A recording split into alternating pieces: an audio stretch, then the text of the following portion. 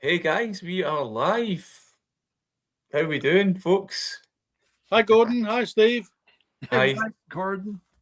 hi, Steve. Hi, Mike. So, welcome along to the final whistle. This is episode 4. It's Friday. This is the virtual terraces, and joining us tonight. We've got two amazing guests from other sides of the world, really, aren't they? So, Absolutely. what a pleasure! What a pleasure! I think we're going to be talking about some really quite different sporting situations, which is going to be real fun. And I'm absolutely certain there's going to be some cracking records displayed tonight as well, because you can just see them, can't you? Unlike this kitchen studio where there are just some records.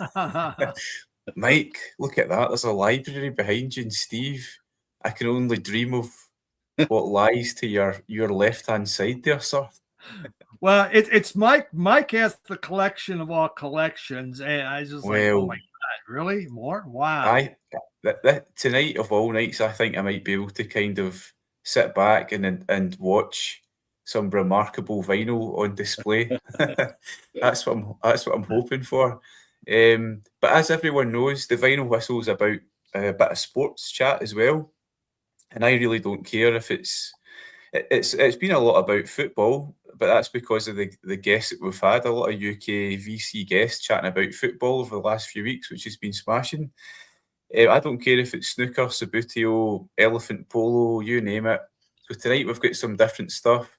Now I don't know who wants to start off, Steve or Mike, but chatting about your team, how you get into the team, who it is, a wee bit about that. Who wants to kick us off? Well, I'm keen to hear about Steve's team. Okay. Okay, right. All So right. Steve, I'm going to bring up my little prompts. I don't know if this helps if I bring this up. Steve, can you see that all right? I Just can. ask what. Yes. Yeah. Yes. Luckily, my glasses are working really good. Oh, great. I don't know if you need your binoculars there, but it's about what team you support and why. Favourite players, thoughts on the season, what your club means to you. Into the realms of college football tonight, aren't we, Steve? Yes, college football, because I grew up in Nebraska, in Iowa. Both those states have no professional sports. It's all about college. And in both those states, people worship the college teams. They are huge. They are just the biggest things in the world. And I spent most of my life in Nebraska growing up. And so if you're in Nebraska, if you are not a Cornhusker fan, they actually make you leave the state. And I mean, and it's they don't even ask nicely. They throw you on a rail, they take you out there, and you get tossed to Kansas. Because let's face it, Kansas, no one really wants to go to. South Dakota sometimes too, because that's just god awful. And so you get thrown to one of those states if you're not a Husker fan. Now, there's a lot of people in South Dakota and Kansas that do like the Huskers, but we can't let everyone in. So, it's just one of those things. But yeah, so I like the Huskers because that's what I grew up with.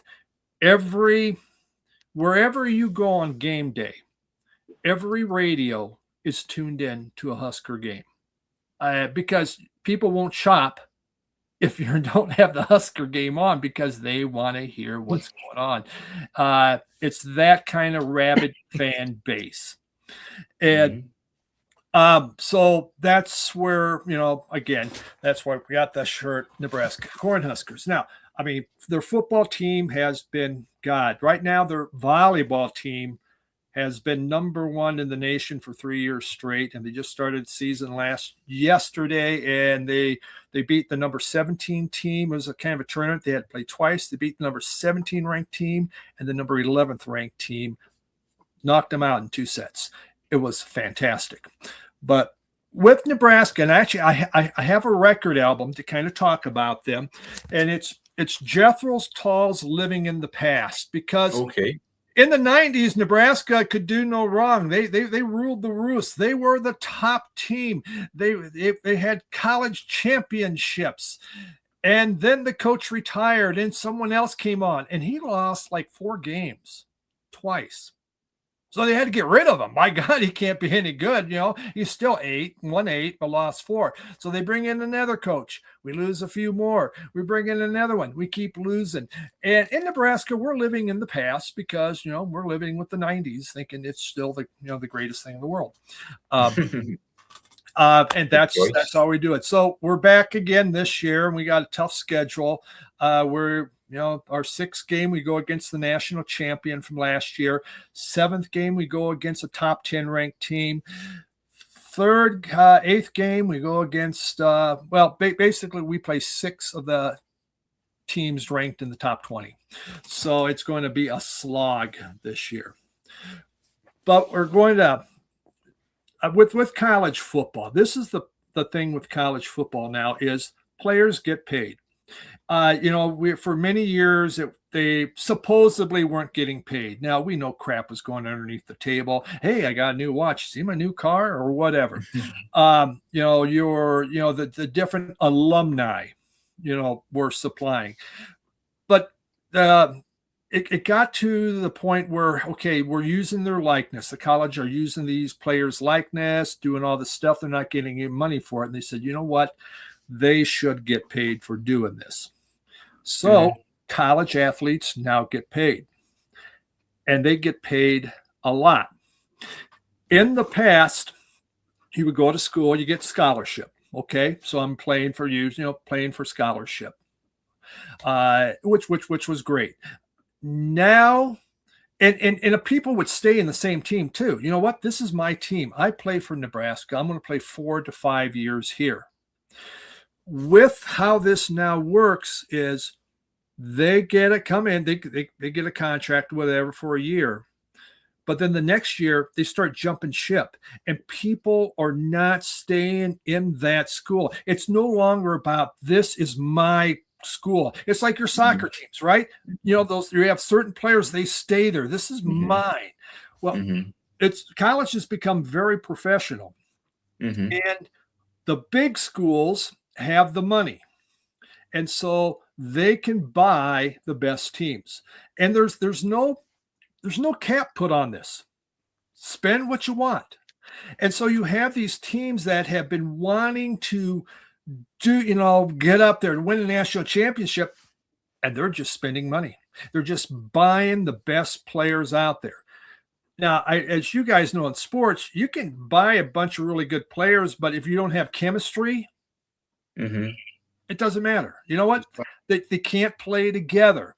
And that does happen because there's been some that have, the guys have put out the most money, millions and millions of dollars, and they don't get to the national championship. They don't improve that much. But it just doesn't matter. We're trying to buy this. Now, what's interesting has happened is professional players that suddenly got cut, that can't make it in the NFL, they're now trying to go back to college. Say, okay, I'm going to go back to college so they can get these $1 million contracts. So, I mean, it's what's that have to do with college? With school, it's not a part of it. It's just like, well, it's about the sports. And that learning stuff's okay, but they're going to come in, they're going to do underwater basket weaving as a course because that's an exciting one. And but they want to come back. So they're trying to put a stop to this to say, you know what? Why are these professional guys, they left college early. Why? Because I could get an NFL contract or whatever. Now they want to come back and finish their school. I still can't get over that image of a tight end doing basket weaving, backing a big, hefty tight end doing basket weaving. I like that. But you got to do it underwater because that's what makes it into something special. It's the Wild West with college sports, and that's with all the college sports, but obviously football's the biggest. We used to have a lot of different conferences. They've just been absorbed into, there's 2 major conferences, what we call the SEC, which is more down south, and the Big Ten, which has, I think, 18 teams. Maybe it's 20 teams now. And it's still called the Big Ten because we want to keep it confusing. But they get the television rights, which is how colleges earn their money. these teams, with television rights. So these other schools that aren't in these big conferences, they're not getting the money. Which means they can't buy the players. And so they keep saying, well, can we merge into this? And can we merge into this conference? Can you add another team? And then, of course, college football changed because we added now there's a championship where you have to go in and, I think it's like, was it 8 teams come in to play each other to find out, and you keep playing to see who gets the national championship. And it used to be more dealing with the records. You'd go to what we call a bowl game, and number 1 and number 2 would play each other. Now you have to have a tournament to do it, gladiator style. So college football has changed, and sadly, it's not about this is our team and we're really proud. I got a lot more money when I came here, and next year I'll jump ship again because they're going to pay me more money. Do the players not have longer contracts, Steve? I would have thought that the contract might have been one that saw you through your college, your sort of degree, so you couldn't move so often. That hasn't happened. They haven't done that. And they're looking at trying to do something with that to keep people there. But, obviously the players now have a union. And so, they're saying, nope, just 1 year, because that way they're really good. They can go to another school and get a whole lot more money. It's sad. It's exciting. I mean, you bring in some big players, but in pro sports, we have caps. You can only spend so much money. It's not happening yet in college. So they're just being stupid with this. And so the haves have and the nots don't have. And eventually we're going to have anarchy. Sex Pistols will be played everywhere. It'll be anarchy in the USA because of college sports. There'll be rioting. There's going to be dogs and cats having sex in streets. It's just going to be awful. Wow. It's going to come. And I'm going to video some of it and put it on my channel because I think it'll be kind of exciting for everyone, especially the dog thing. I must say, I first got into American football mid-'80s, and that's when the Chicago Bears were in the ascendancy with the Refrigerator and Walter Payton, Singletary, etc. And so because of that, I've always been a Bears fan. And I've just noticed that Steve's popped up. A for Alice, B for Bob, C for the Clash. But Chicago kind of have always been my team. And I've mentioned this to Steve before, but I used to go across to the States on business, and several times I went to Nebraska, went to Lincoln, and one particular time I was shown the Cornhuskers Stadium, and all I knew was the NFL football and the massive franchises. But when I saw the Cornhuskers Stadium, which was absolutely beautiful, phenomenal, so all red, the whole thing, huge kind of stadium. And it was only at that time that I appreciated how big college football really was. I just didn't realize that before I saw the Cornhuskers Stadium. That was an experience. It is. It makes a lot of money. If you have a good team. If you don't have a good team, well, maybe not. It's just for college fans, it's the greatest thing in the world. And the season's starting up now. And so, Saturdays, we're tuned in. Pro teams play Sunday or Friday or Monday or Thursday now, but college, Saturday, sometimes Friday night. And it just becomes our religion. See, Steve has said there, paying college players turned me off. He doesn't watch anymore. I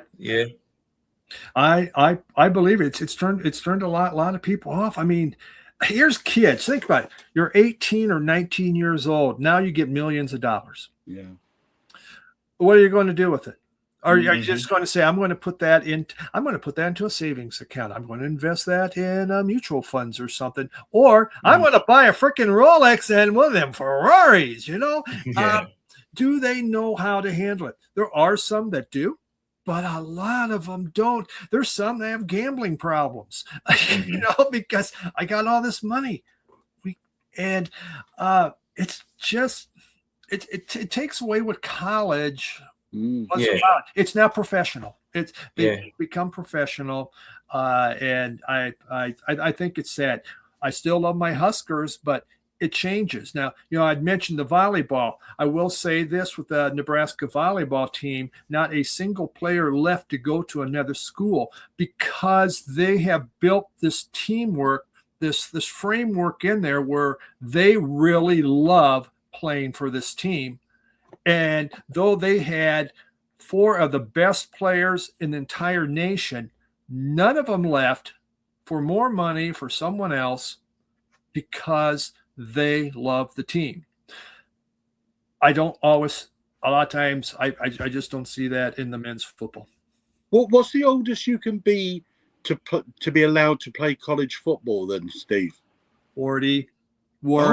If someone will take you on, we've had people that maybe didn't go to college or they're going to college later in life come in, a kicker or stuff like that. Yeah, you can be whatever. Richie.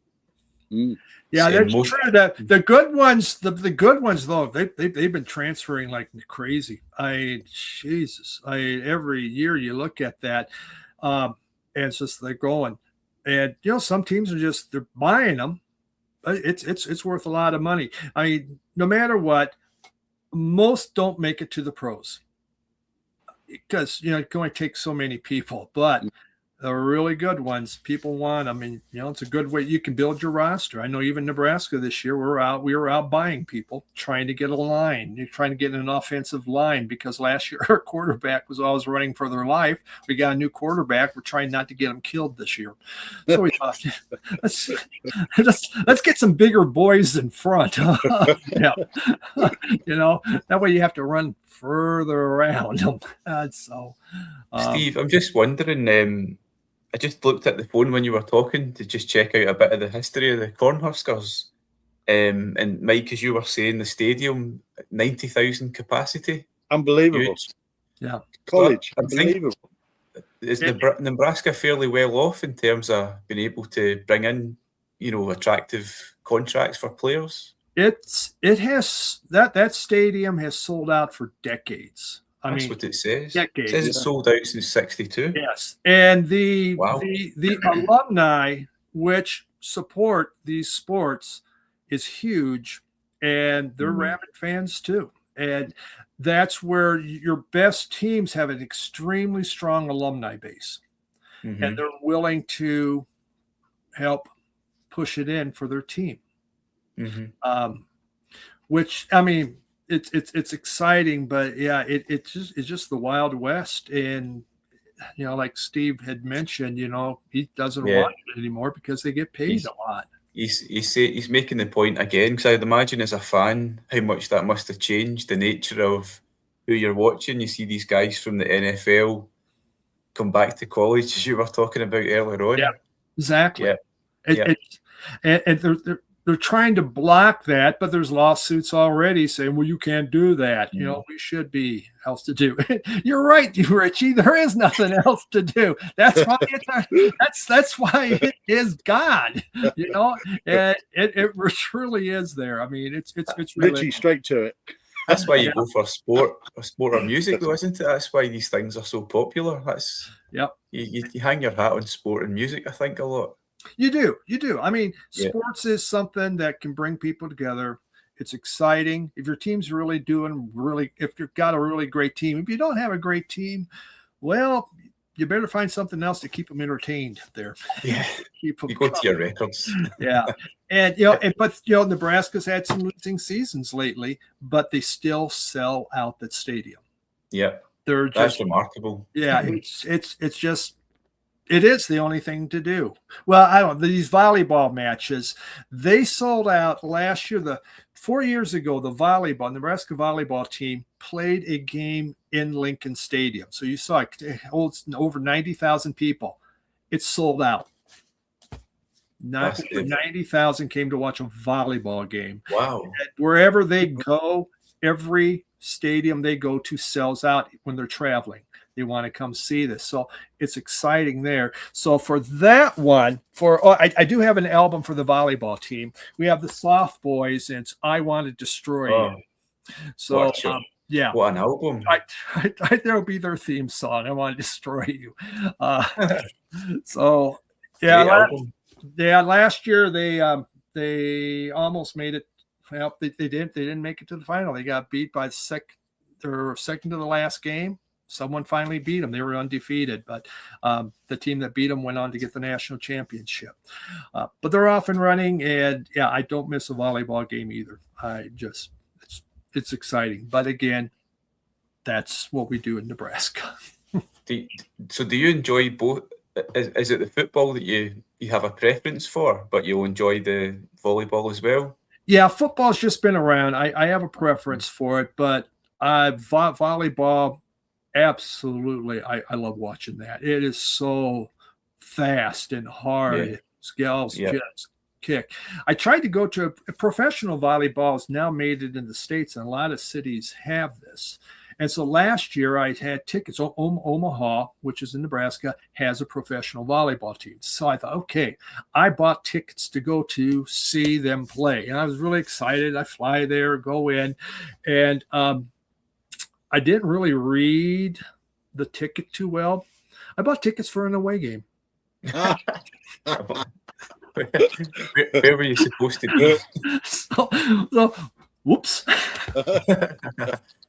Stadium quite quiet, quite empty. But you know what? My mom was happy. I was there. I was with my mom, visited. I was with her for a few days. So it was all good, right? She's 96. It's nice to have her son come home. So, That's cool. That's cool. Here's an interesting. Listen, Steve's got an interesting one. This is not about sport, but I wonder, Mike. Steve says he's planning on walking Hadrian's Wall, 27 or 28. He's asking me if I've done it. I've done some of it. Have you done Hadrian's Wall? Have you walked along there? Me? I have. Me? Mike, yeah, maybe. No, I haven't. No. So it's beautiful. I've seen it. I looked at it. Go. Yeah. Oh. Well, I can only say I've walked some of it, Steve. It's a amazing countryside in Northumberland. Mm-hmm. I used to go down rock climbing in that area right beside Hadrian's Wall, and you would kind of climb up the rock face, and you would appear pretty much onto the wall, and there'd be people walking around there. Just at the area of the sycamore tree that the guys chopped down recently, and kind of spoiled this very scenic tree that people go to take pictures went to prison, didn't they? Yeah. There's this sort of world-renowned tree that people go and take their photographs with, and people get married beside it and stuff like that, and guys crept in bizarrely at night and chopped it down. But yeah, Steve, it's a beautiful part of the country, and if you get good weather, you're going to enjoy that. Really historical, walking in the footsteps of Hadrian and the Roman lads. Yeah, he said he saw, wait a minute, he saw they cut it down. I don't know why they did that, these guys, but basically the seeds or whatever, DNA, whatever you call it, from the tree have been preserved, and the sort of the trees kind of sprouting up again all across the country, which is something at least. But yeah, it's a beautiful place to check out and do some walking. Kind of like sperm donors, but these were seed donors. So yeah, later. Well, there's some saplings all over the place. Yeah. So Steve, are you quite confident about the season? Not so much. If you get your quarterback sorted and your we actually I think we had a great quarterback, but he couldn't scramble. This year they got a quarterback that will get rid of the ball fast, but if not, he can scramble and can run. And as long as he doesn't get beat up, I think he's going to be very, very good. They did put a lot of money into building up a line. And so they had some very big boys, but it doesn't matter if you're big if you're not fast. So it's about getting some speed in that offensive line also. So it's going to be a rough year because we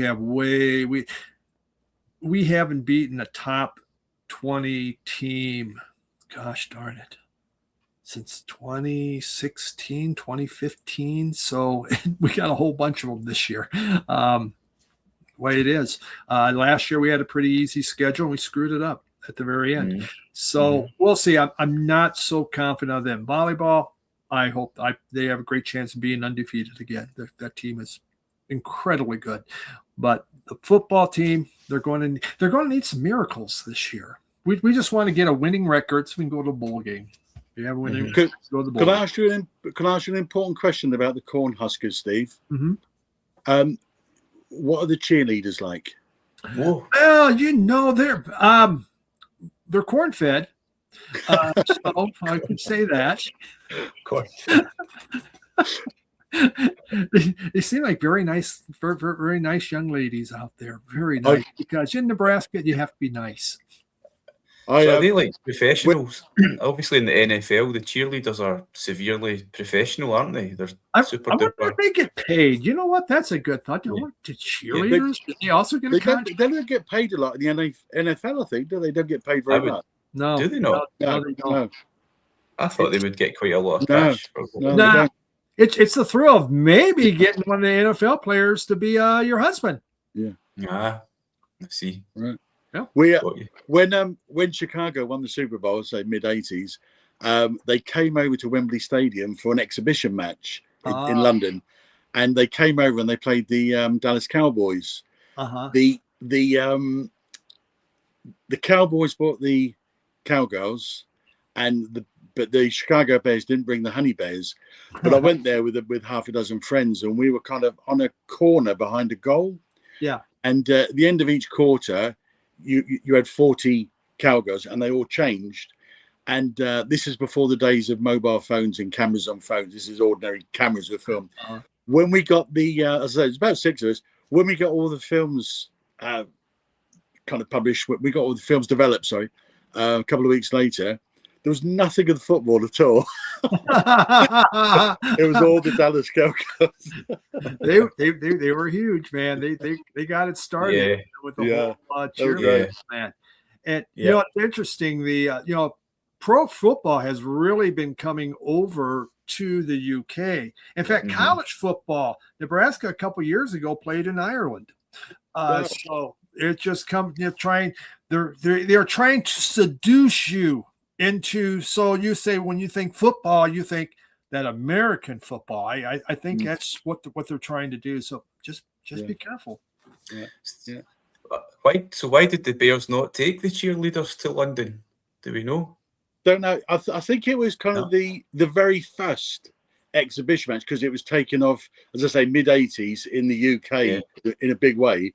And I think that was the very first match, and it was probably one of those things that they didn't know what the reaction was going to be like.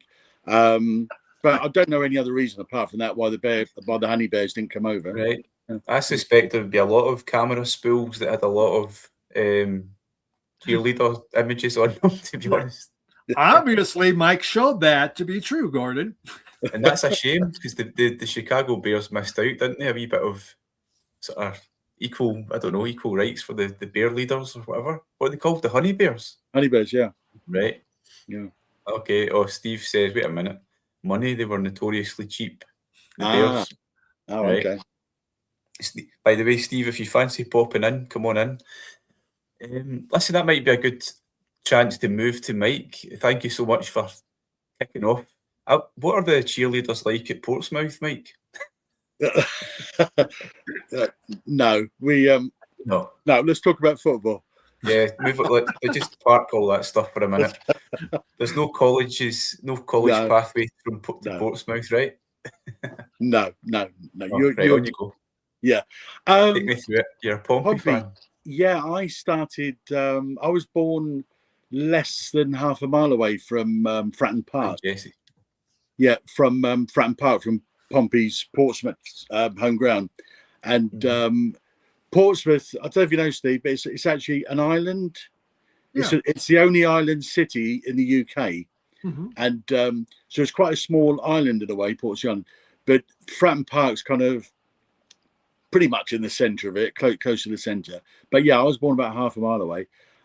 So you kind of, it chose you kind of thing. You know, everybody was Portsmouth fans, and not many people in those days kind of had second teams or big teams or anything. But we were in the second tier when I first started supporting Portsmouth.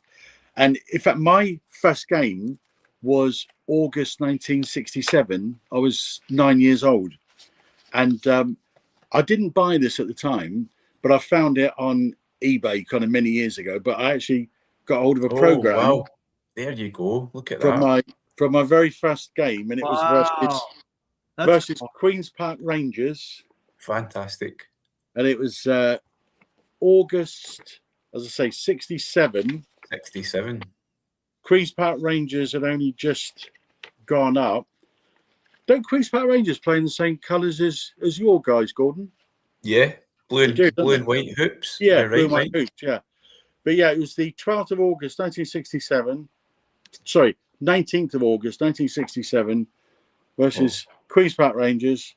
And it was 1-1. I say I was 9 years old and I was hooked. Classic. From that time. Isn't And that the other thing which kind of I found quite interesting is that our capacity now, I mean, when you look at the Cornhuskers, 90,000, our capacity is 20,000. But and 20,000, it's all seated, but that's, you know, crammed in, quite a small stadium. But I've been there, and it was around about the same time when there's been 39,000 people in the stadium. So obviously health and safety didn't exist in those days. and in fact, the actual attendance record at Fratton Park is 50, I think it's 51,000, just under 51,000. That was against Derby in 1949, I think it was. That must have been deadly. People must have been on top of each other. They must have been no health and safety whatsoever in those days. Amazing. No. But that was my first game at Fratton Park. And Portsmouth, we used to be, during the late 40s, we were kind of, you know, the Arsenals, Steve, and Manchester City, Manchester United, the big Premiership teams now. Portsmouth won the title, the top title, in 1948-49 season and 49-50. So we won back. So we were kind of the Arsenal, the Manchester United of that period after the war. And it went pretty much downhill after that. But most of my time supporting them, they've been kind of second tier, although we've had a few. We've had several seasons up in the Premiership in the top flight. Yeah. But we won the FA Cup twice. 2008 being the last time. As I say, won the title twice. So when you look at all the South Coast teams, and I don't know if Harris is listening, but when you look at all the South Coast teams, Pompey have kind of won more major trophies than all the other teams put together. Mm-hmm. So nice one. It's just a nice fact. Yeah.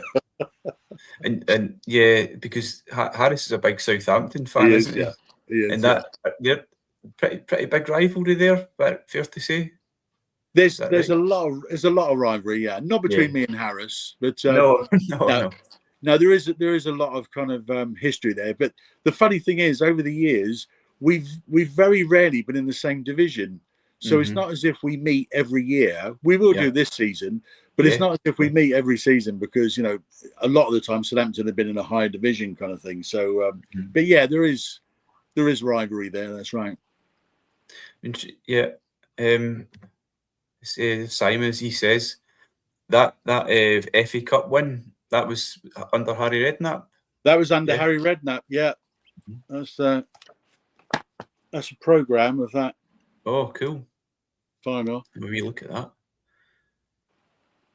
Cardiff. Wow, I don't remember it being Cardiff, right? Yeah, that's a program of the final. Yeah, 2008, Harry Redknapp, and it was one of those things where at the time, Pompey weren't doing that great.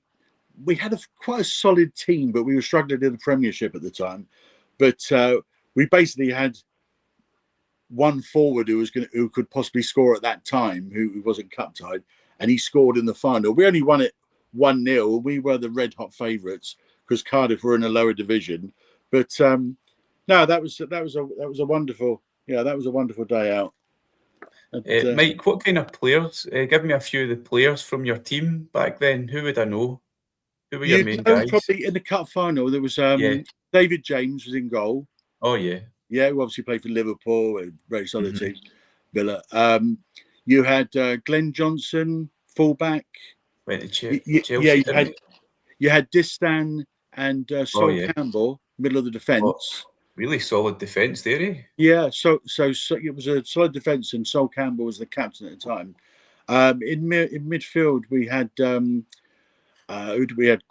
Cranchar, who went to Tottenham. Harry Redknapp tended to take him whatever team he went to. He basically took him with him. Right. Mm-hmm. Yeah, Solly Montari, Desara, who I think went to Real Madrid. He was a very good player. Who else did we have at the time? Frankie, 2008.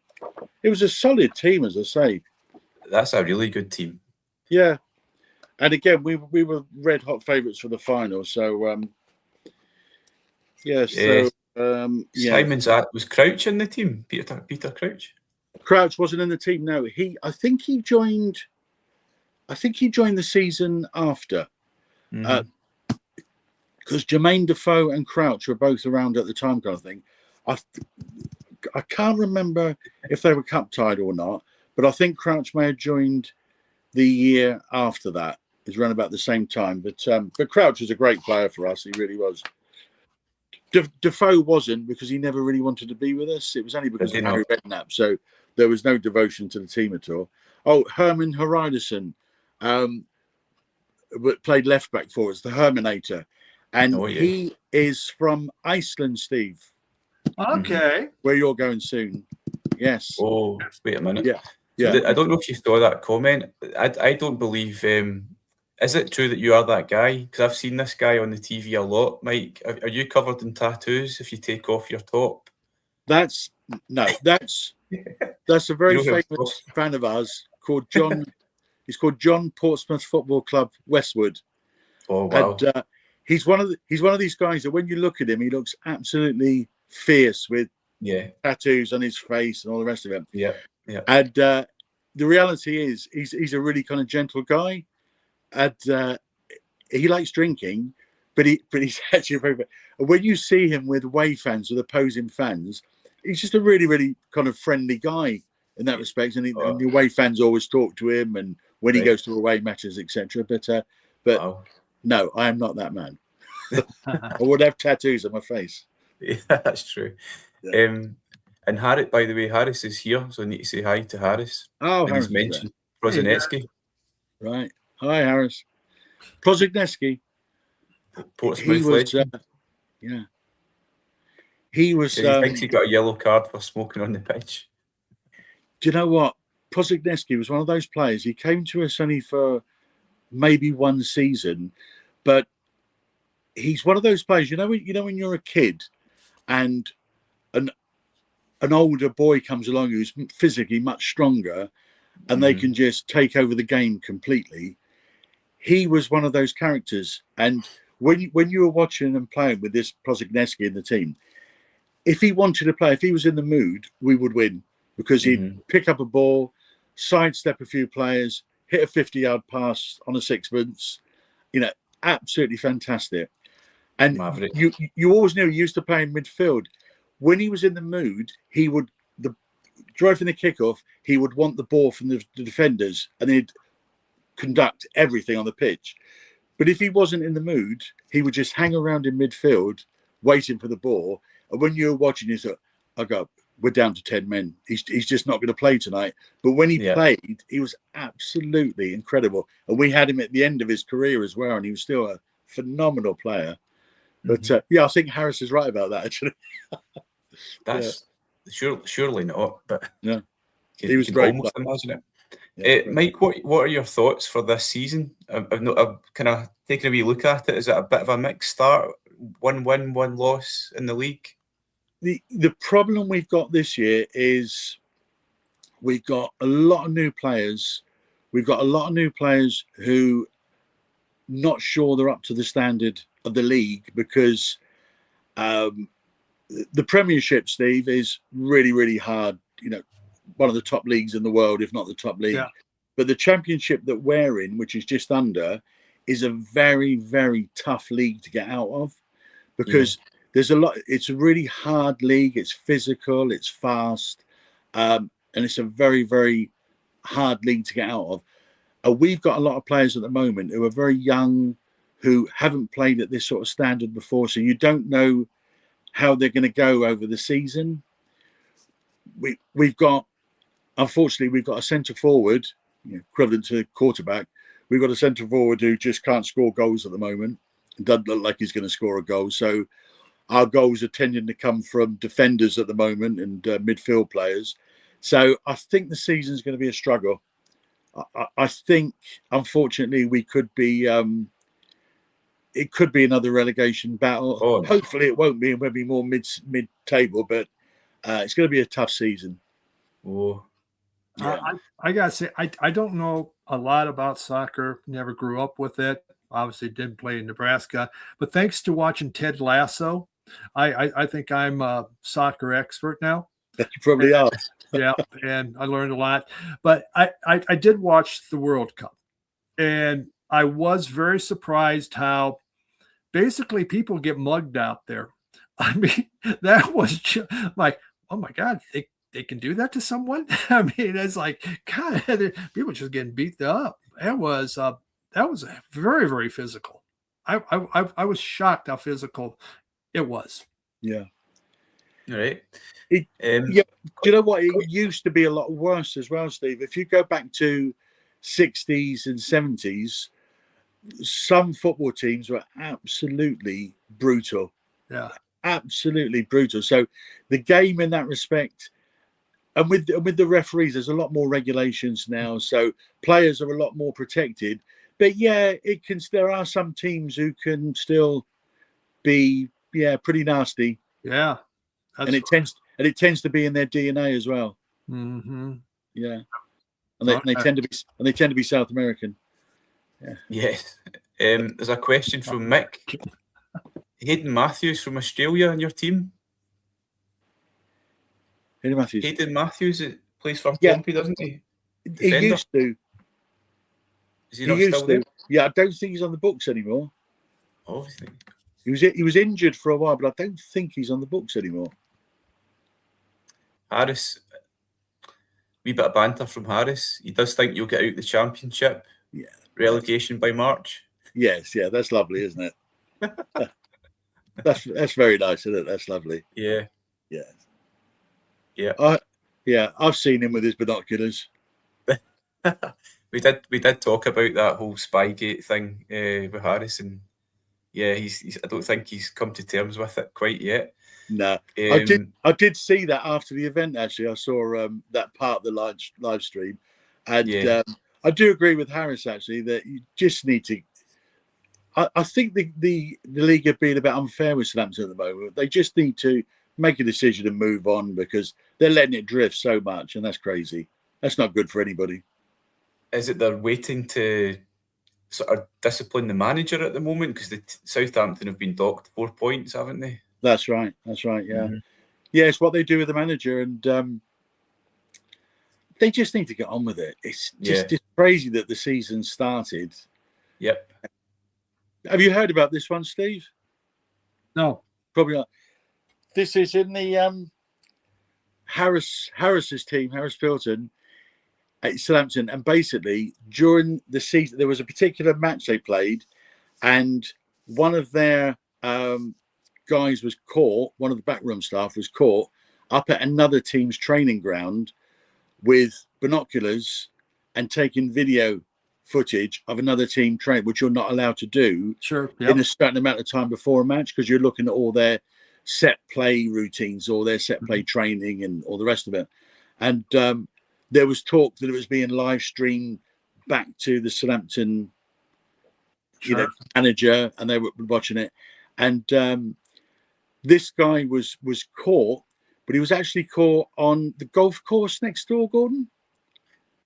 I don't know if golf course or I think it was a golf, park, something like that.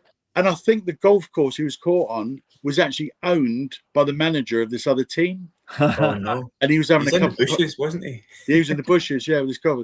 So he was caught, and then it came out that this guy had done it a few times before, 3 times in total. Yeah. And Southampton hadn't benefited from the 3 matches. Sure. But everybody, I think, including Harris, thinks that if they've done it those 3 times, they've done it many times before. And they were caught, basically. Yeah, we got that here too, where they'll go in, they're trying to get the signs, or they'll sneak into practice, watch the signs. You'll see some of these NFL teams, they have like 5 different people giving signals. So, to confuse everyone else, what is this people they're doing here? Or, like cover your mouth, or a lot of different things. And we had others, a college coach that recently, he left. I'm not sure if that cost him his job, but there was a lot of shady things going on. But they were caught stealing signals. A competitive advantage, we call that, right? Yeah. But I mean, it's strictly against the rules here, and there was a match involving Leeds, I think, Gordon, wasn't it? Yeah. And that's when the rules came out. So everybody kind of knew the rules, and but they did it anyway, and they're being punished for it. But as I say, the thing is, they really should just make a decision now, punish the club and let them get on with it. But they're letting it hang around now into the new season, and that seems crazy. Sure. Yeah. And you do wonder, though, because, like you said, Mike, Leeds were caught, and there was a punishment for the manager, I think, and the club, I believe. And the club, yeah. Southampton obviously get caught, but then you wonder, who are the teams who haven't been caught, or is it just those 2? Yeah, Is it a case of they got away or what? Yeah. Oh, you know what's going on with the other teams. It has to. It's just somebody's just they weren't as smart as the other ones. They got caught. Yeah. I'm sure. Right. Yeah. Cool. So you're not too confident about Portsmouth this year, Mike? But are you a season ticket holder? I am. Yeah. Season ticket holder. I've been for quite a few years. I used to go to a lot of away matches as well, but probably only go to 1 or 2 a season now. But we have the same seat and the same people all around me, and it's brilliant fun. I mean, it's really good. It's so enjoyable. And we're virtually always a sellout, so the atmosphere is fantastic. But no, it's going to be this season's going to be a struggle. You can just feel it. You really can. But anyway. We live in hope. Yeah. That's the thing about being a fan, isn't it? Yeah. A fan like Steve's talking about with the Cornhuskers, you don't necessarily pick the team, or the team picks you, and you don't really change. So even the season ahead might not be great, you're there, aren't you? That's your team. There's no going back. Yeah. Live or die, they are your team. Absolutely. Yeah, absolutely. Cool. Yeah. Right. Listen, how about we start chatting about records? Are you up for that? Hey. Those shelves, they're so attractive. So, Steve, you don't know this, but Mike and I were thinking about a kind of idea, a working title vinyl tag team, right? So the idea is, we were kind of playing around with this beforehand, so I'm going to show you some prompts. Basically, what we did is I asked Mike to sort of have a look through previous vinyl tags. There's that thing that the whole community gets behind. Yep. You look at those interesting questions that just get a bit of chat going about records. So I asked him to have a look through any tag at all from the last few years, pick out 2. And I looked through randomly as well, and I've picked out a couple. And this will allow us to chat about records, just to kick off and see how we get on with them. And I would invite anyone who's watching as well, if you've got any thoughts on these sort of prompt questions, just to chime in and let me know what your thoughts are. So these are just easy prompts that will get us talking about some music. So bring this up. Let's see if you can read that. One of the ones that I picked out for Mike, I don't know why I picked it out, to be honest, Mike. Yeah, was about box sets. box sets. I only have about 1 or 2 box sets for some reason. It's not something I tend to buy, but I'm curious to see if you have a lot of box sets. It's something you're interested in. If you've got any particular Mike favourite. box sets.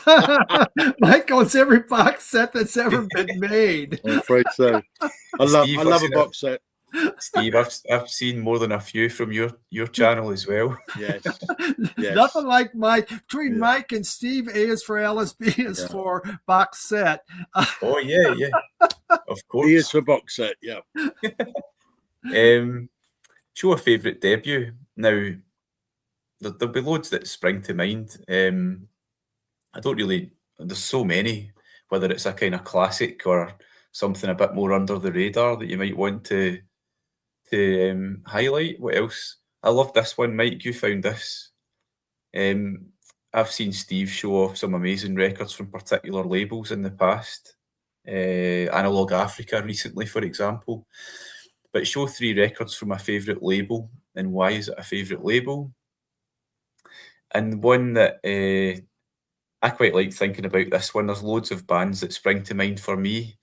A record from a band that you totally bypassed until recently. So I hope that gets the grey matter going a little bit there, and we'll Yeah, see. it's good. We'll see what we want to show off. Mike, anything you wanted to kind of highlight based on those? What shall I show one? Yeah, Shall I show or something? even to talk. Do you want to talk to a few of them before you? What are you thinking? Yeah, I mean, yeah, I absolutely love box sets. Completely hooked, and I just find it hard not to get them. I've got a few absolute favourites, but I've probably shown quite a few kind of over the years. But one which, interesting enough, I had to replace my cartridge on my turntable, and cartridges I've always used in the past were quite middle of the road, not too expensive, just because I've got certain age ears, etc. So there's no point in spending the house on it, kind of thing. But I went to the hi-fi shop this week, and the one I wanted they never had in, so they said, okay, in the meantime we'll loan you this one, and they put a really high-end cartridge on my turntable just till my mediocre one comes in. And I played this particular box set, and oh my God, it sounds absolutely like I've never heard it before. It sounds fantastic. It's quite an obscure one, and it's one, but it's the Matt Johnson. Oh yeah, let's have a look. I don't know if you've come across this before, but I've not seen that. Oh, all right. Yeah, the Radio Cineola, and basically Matt Johnson, he didn't make a record for about 17 years, a long time, but he was doing soundtracks for films, and I've got a few of them, and he did some really good soundtracks. Well, this box set came out in 2017, and people thought it was kind of brand new material for Matt Johnson, and they've been waiting a long time. The reality, it wasn't. It's kind of it's a trilogy. It's kind of an extension to the soundtracks he's been doing, but the first album there, which I'll show, is called The End of the Day, and this one is basically people covering, with his blessing, Matt Johnson songs, and the actual production standard of this, with this stylus I've now known, is absolutely superb. It's fantastic. So these are a lot of kind of quite famous the songs from previous albums, from a lot of the big albums, but they're covers, and I don't normally go for cover type albums, but this particular one is really pretty exceptional. What kind of artists are there, Mike? I can't quite see it. Who's well, involved? the artists, they're not kind of really famous artists, but there's people like, for instance, I don't know if you've heard of Elysian Fields. Mike Vinyl Spiral, actually, I think, is a big Heard fan the of name, that. yeah. Does a cover of Gravitate to Me, which is a big the song, and it's absolutely fantastic. This is the Day, Thomas Fina. So they're not artists I particularly know, but the quality of the covers is just magnificent, really, really good. So they're covers, and there's one new song in that one. The second record, it sounds kind of very odd, but it does work. And if you like Matt Johnson soundtracks, then this is an extension of the soundtracks. This is basically a poem written by a guy called John Tottenham, and Matt Johnson puts all the incidental music round it and basically reads the poem. But for me, Matt Johnson has got a fantastic voice, a great narrative voice. You know, if he read a book, it would really come across kind of great. So kind of it's a poem, but with all this incidental kind of soundtracky type music round it. It's kind of, I'll be honest with you, it's kind of quite an indulgent box set from Matt Johnson, and it's never going to sell a million, but it's just an interesting box set. The third one in there is he's taken, again, this is incidental music that he's written, and the third and final installment of Radio Cineola, you'll take us through a journey of, it's almost like a radio station type thing, and it covers a UK election day. So 2017, that's when Theresa May, Jeremy Corbyn were up against each other, and so you go into all this kind of music, incidental music, very soundtracky, but the quality of it through my deck is fantastic. And the book, there's a book with it. Wow, that's a nice book. Which nice is a real high quality book. And you go through each of the artists there. Can't see it very well. So the lyrics of the songs, the artists. But that's the one with the Elysian Fields. So the lead singer, Jennifer Charles there, Gravitate to Me. So it's a very arty kind of box set. And if you're in the mood for it and it's late at night, it's great music. It really is. Yeah. So that's the box set I pulled out, which is, I thought I'd pull out something which I wouldn't normally show. No, that's a nice choice. Yeah. I was just going to pull up a wee comment from Steve. His choice would be his Ian Hunter box set. Oh, he loves that. Yeah. He says he's got ones that cost more, but that's the one that's most valuable to him. Yeah. He's not even boxing that one up for his move. He's taking that one with him. He's taking it in the car. Yeah. It's in the car. He is. If I was actually pushed on a favourite box set, don't know if you can see this. Oh, wait a minute till I Can close you see that? Oh, wow, what's that? It's a Black Sabbath 10-Year War. Oh. And all the vinyl is splatter. So you go through all of the Ozzy Osbourne the original 8 kind of albums. All the splatter vinyl is colours which are consistent with the album covers. The quality of it is really fantastic. And there's loads and loads of extras in it. That's a beautiful box set, that one. But yeah, I've got lots of box sets. What for you, Mike, makes for a good box set? Because I think there's a bit of there's got to be certain components to make it work, doesn't it? Yeah, well, marbles, of course. Yeah. Marbles, of course. Have you seen them? Have you seen the Pink Floyd immersion box sets? No. Yeah. With the marbles. Yep. Oh, right. I used to have that. Yes. Yep. Yeah, they're pretty cool actually. But no, I think good quality recordings, either kind of a remaster or something. Good book. I think it's nice to have some decent extras. I mean, it always makes me laugh actually when you get lots of posters and things like that, which none of us put up on the wall. Exactly. They go straight back in the box, never to be seen again. But they're still nice things to have. Yeah, they are. I mean, that's the thing with box set. Yeah, you do. You want all that extra. That's so much stuff that you may never get through it all, but it just doesn't matter. You have it, and in case that day comes where you say, "I do want to look at that," it's there for you. Yeah. I like ones which have got a whole series of albums. And you've got the CDs as well. So you've got an absolute package of everything in there. I think that's really good. Yeah. Like that. Steve says a great book. Whereas a great book puts it to another level. I would agree. I think so. Yeah. Right. Really okay. I'll show mine. Right, let me show mine. I have to go get mine. See, I'm springing this on Steve. Steve doesn't know this, so I'll let Steve find something, but mine. Okay. Check. Yeah.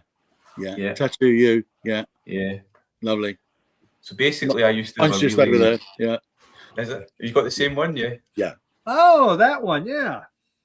That's lovely. I really like that. I had a really beaten up copy of Tattoo You, just something I got in a charity shop or whatever, really badly beaten up. And at some point, I thought I'm going to treat myself to this upgrade.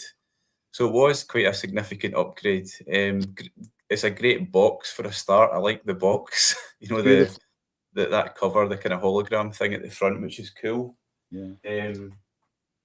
But then for me, a great box set, stuff that makes this a great one for me, it's the live tracks that are there. There's a really nice, as you guys know what I'm talking about, there's the live, it's the Still Life from '82, which sounds really fresh. There's an outtake album, isn't there, which is really cool. Yeah.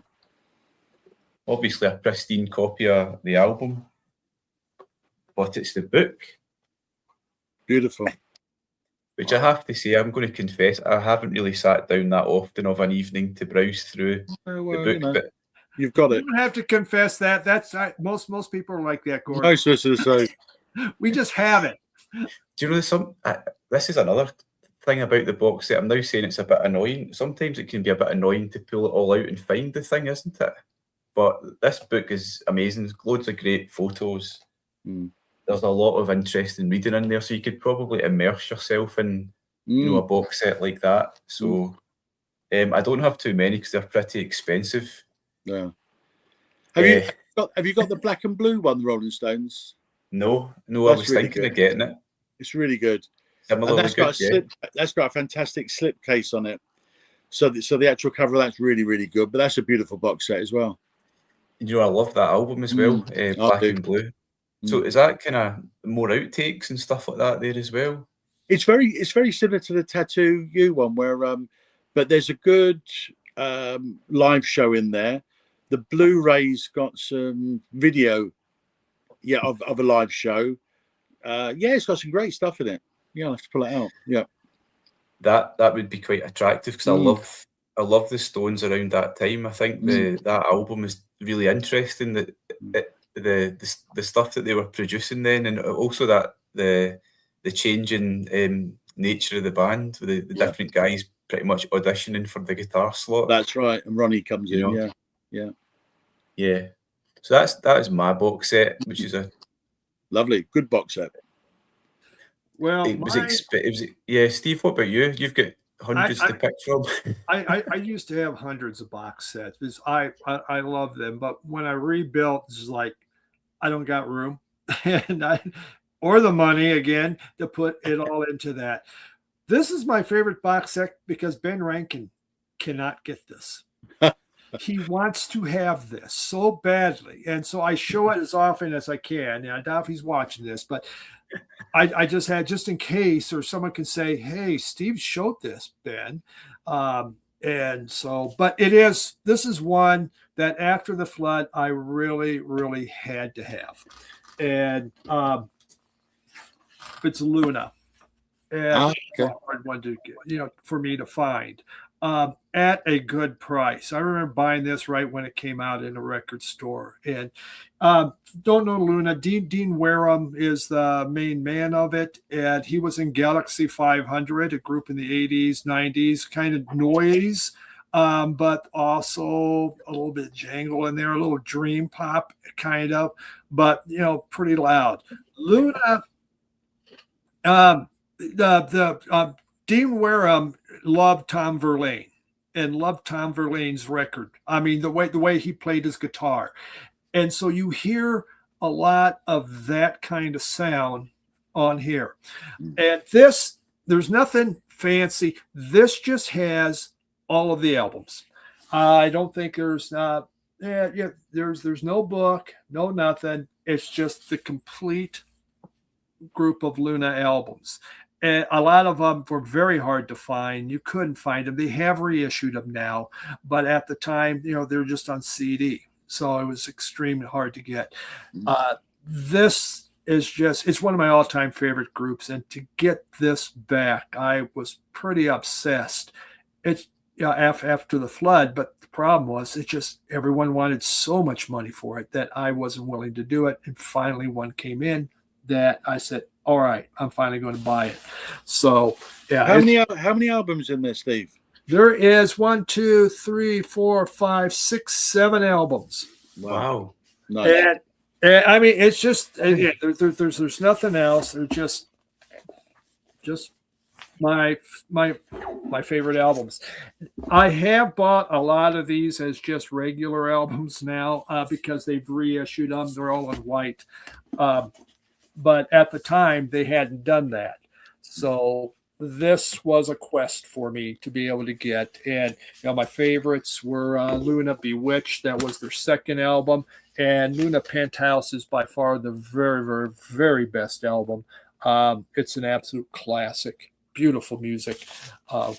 Really good group. Dean Wareham now, Luna does still play. He's with his wife, whose name's Britta, and they have Dean and Britta, and I have all their albums. And Dean puts out solo albums, which I think I have all of those. I just like the way he sounds and sings. So, one of those groups. But yeah, there's nothing fancy. It's just Ben Rankin doesn't have it and wants it. And so I think that's good enough to be a favorite. Absolutely.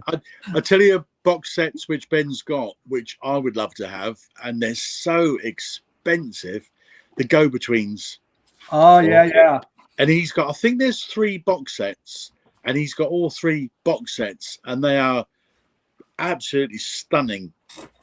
Sure, it's either 2 or 3. I think it's 3, but they are in the UK now. Even if you come across them secondhand, they are extortionate amount of money. That they couldn't have pressed them in huge numbers, I guess. But that's some which Ben's got, which I'd like to get my hands on. Yeah, yeah, that's a great one, Steve. Yeah, great. It's a great one. Actually, I've not heard of Luna before. I've got the Galaxy. I've got some Galaxy 500 stuff, but I didn't know what they went on to do after that. Yeah, I'll have to check it out. If you're going to ever stream one, stream Luna's and a Penthouse. It's a beautiful album. Really, really cool. Okay. Cool. I'm going to go back to a few comments while we're just moving because I've missed a few. Brian, Institute of Pop, he's been watching. Just to talk about your The album, Mike, he said, love those The albums. Vinyl copy of Dusk is a massive grail for me. Oh, it's great. Someone please tell me that's about to be re-released soon. I can't remember what year Dusk, because I've only got Dusk on CD, because that must have been pressed in such low numbers vinyl wise. I'd love to get a hold of that as well. Yeah. And this is Mick. Go back to the Stones at Tattoo You, Waiting for a Friend, one of his favourites. Totally endorse that as well. Great video as well for that. Oh, I love that video. That's brilliant. I love it. And do you know the bit when they actually meet? Is it Keith meets Mick on the street, and then they all go into that pub, and they kind of dance. Mm-hmm. Yeah. They dance into the bar, and that's the beautiful moment where the rest of the boys are there. There's a sort of the So cool. tenement block or something, isn't there? They're on Yeah. stairs. He's sitting on the stairs. He's just chilling out. That's it. But they kind of just dance into the club, which is really brilliant. I love it. Fantastic band. This is true. I don't know if this is something that you guys do or did, but I'm better now. But I went through a phase where I was buying so many records that I would be sneaking them into the house under the cover of darkness and stuff like that. And that box set was definitely a thing that my wife, she would have. How much was that? So that was kind of sneaked in. Have you had to smuggle records in before? Be honest. No. You're lucky. Yes. My wife has no idea, and she has zero interest. So now, if she knew, if she had interest to go, what is that? Or or you just say, yeah, I got a great deal on this one. Oh, okay, good. I tried that, but I ran out of that because the postman was really never away from the door for a while. It was like almost every day, and I had to stop. So she doesn't like the records, but she was suspicious about how often they were coming in. We have exactly the same where our postman, when he comes to the door and he's got a record, and he says, "Is she there?" and she's just around the corner. She says, "I'm listening." We've had one of those record stores a few times where she, once in a while she has come with me because there's nothing else to do. She has to almost. And I'm looking at us, how much is that? I go, that's a couple hundred. Yeah. Oh. And I go, I'm thinking about getting it. Oh, okay. Wow. But we tend to have this thing where when a box set arrives, the very nature of the box set, you tend to, like the Rubber Soul, the Beatles. When's that coming out? October, isn't it? So paid for it already, and so it will turn up. Yeah. And so when it turns up, my wife will say, "When? So how much is that?" And I say, "Oh no, don't even worry about it. I paid for this months and months and months ago." Yeah. So every box set that comes up, it comes in the house. She always says, "Oh yeah, that was months ago, was it? You paid for that one?" I said, "Yes, it really was." I think if my wife knew how much I paid for the original Zamrock albums. Oh wow! She's home yet? Okay. There. I'm sure there would be questions. Oh yeah. Asked and stuff, but I said it's an investment for the future, honey. Absolutely. Oh yeah. I would like to kind of listen into that conversation where she's saying these things are worth what? These things you paid what? Yeah. I don't say that now. I mean, I've got a few obvious ones, like I've got a Dark Side Blue Triangle, and sometimes I say to my wife, "Yeah, that's worth so and so." She said, "Well, sell it." Yeah, exactly. I don't want to sell it. Well, why you sell it if it's worth that? Sell it. I said, "No, I don't want to sell it." And I just. But then she'll say, "But you've got 6 of those." Yeah, you've got 6. 100%, Mike. 100%. Yes, exactly. Yeah. Why don't you sell it? Yeah, sell it. Yeah. Why are you keeping it? A few more comments. Nick's here. That'd be interesting. I don't know about that Madness one. I'd like to see that. Liberty of Norton Falgate box set. Never taken out of the shrink, he says, and played it. He's got that. Nice. Then another one from Nick, the Ian Jury 40 years old do-it-yourself box set. Another cracker, no doubt. That's the one which I've heard Nick mention before, where it's got all the different wallpapers in it.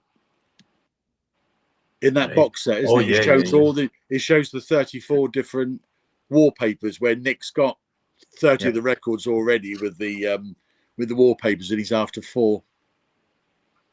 Graffiti. I think just the same as you, Steve. Mick was on there, and he said Penthouse is his favourite from Luna as well. Yeah, I need to stream that and check it.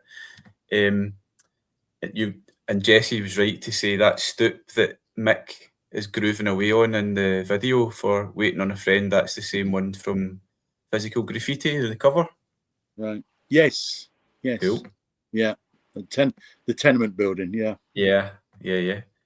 Let me see what we got. Nick, wait a minute, Nick.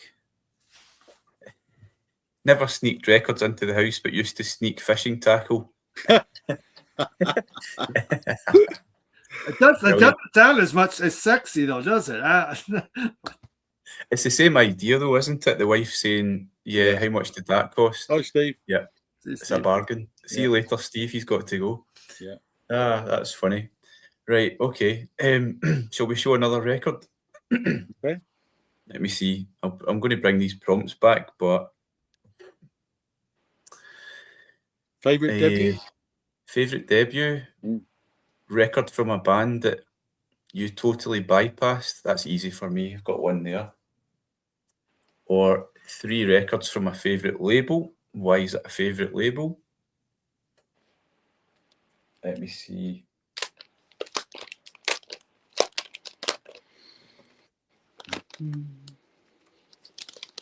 I've got a bunch of debuts. Oh, what? I've got a bunch of debuts.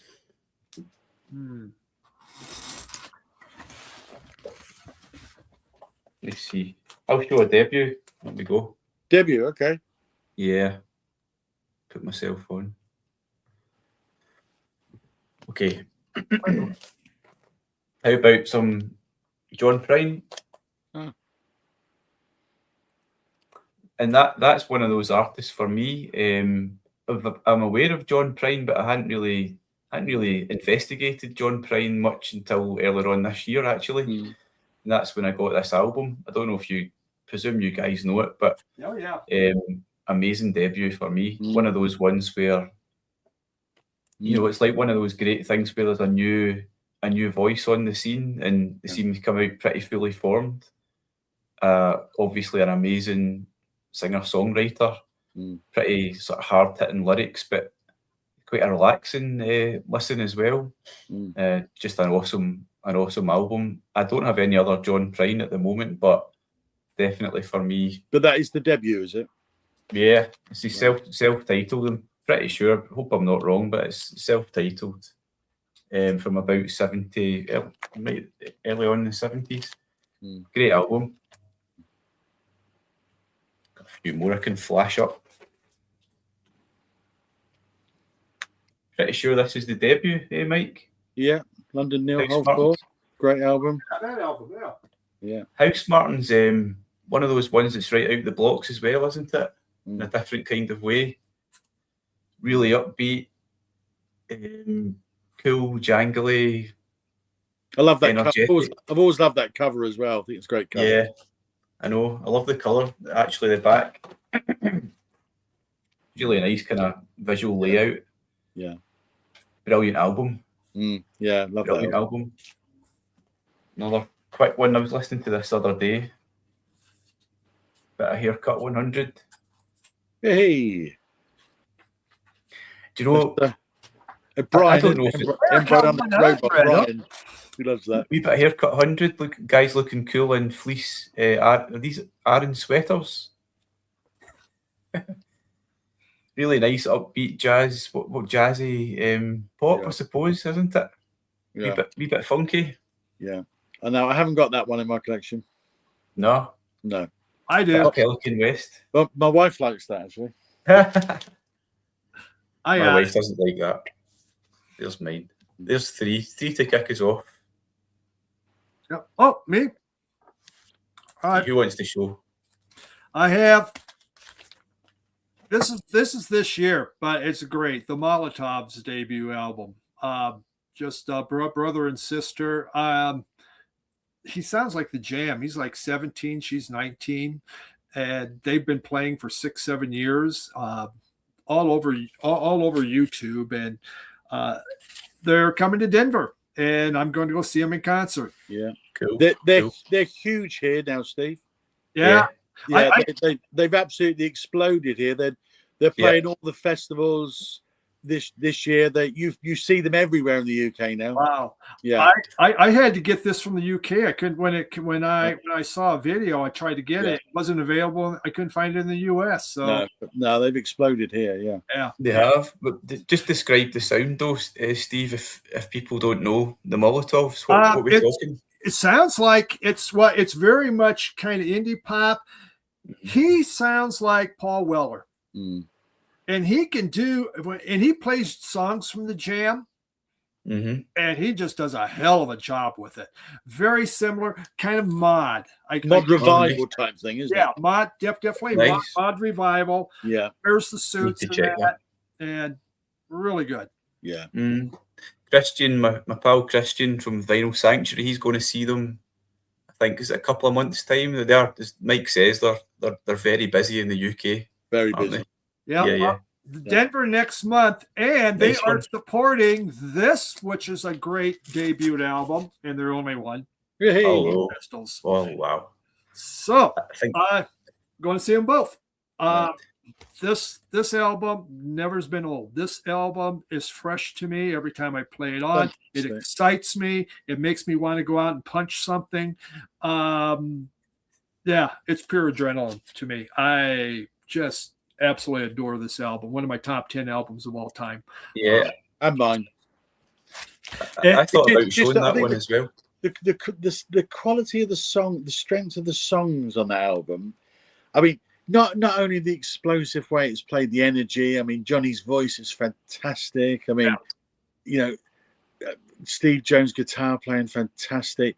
But the quality of the songs is so strong, I think. Phenomenal album. Yeah, it's just amazing that they come up, especially when Johnny walks into the sex shop and go, "Hey, lead singer," and that, and to come up with this stuff. Yeah, I just mind blowing. I think the title of it says everything as well, doesn't it? At the time, coming out 77, literally, never mind the bollocks. Here we are. Yeah, that's all you need to know. Yeah, the wife with Johnny. Yeah. Whoa! Look at that. It's a nice pillow. That's great. Wow. Two other great debuts for me. Marquee Moon. I totally in love with this album. Brilliant. I can play it. It never gets old. Yeah. All-time classic. As Tom Verlaine, R.I.P. again with Luna, similar kind of. I love his guitar playing. His guitar sound is incredible. So distinctive. And he had long solos considering the whole punk thing going on, and he would go on. But is he punk? Not punk? Probably not punk. I don't know how to explain him. For me, that's one of the first post-punk albums. Yeah, post-punk. Yeah. I agree. Totally agree. And the final one is The Modern Lovers because Pablo Picasso never got called an asshole. And that song says it all for this album. Yeah. Now, anything else they ever did, Jonathan Richman just went kind of whatever. I mean, I just couldn't get into his other stuff. But this album is it just kills me. It just cracks me up. Roadrunner, I heard on a movie. That's the first time I didn't know this album. There was a movie and they played Roadrunner.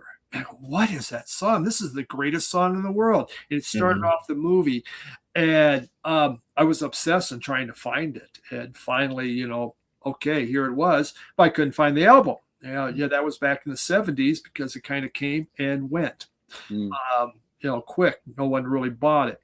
But that's a second press, and that still costs a ton of money. That's a great album.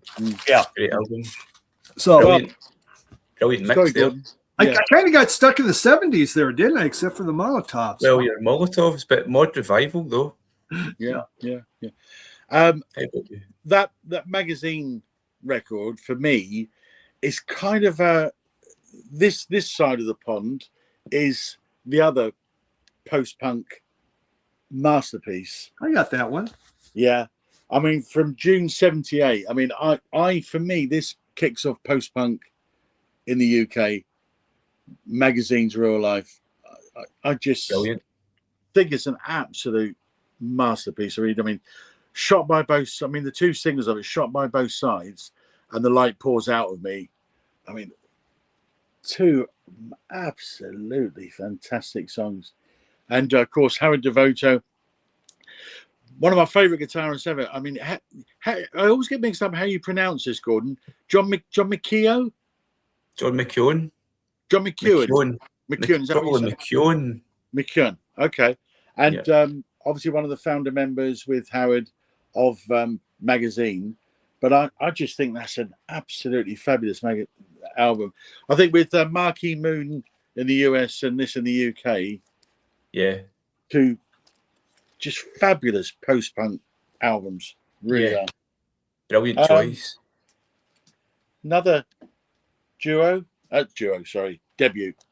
from 77, of course it was.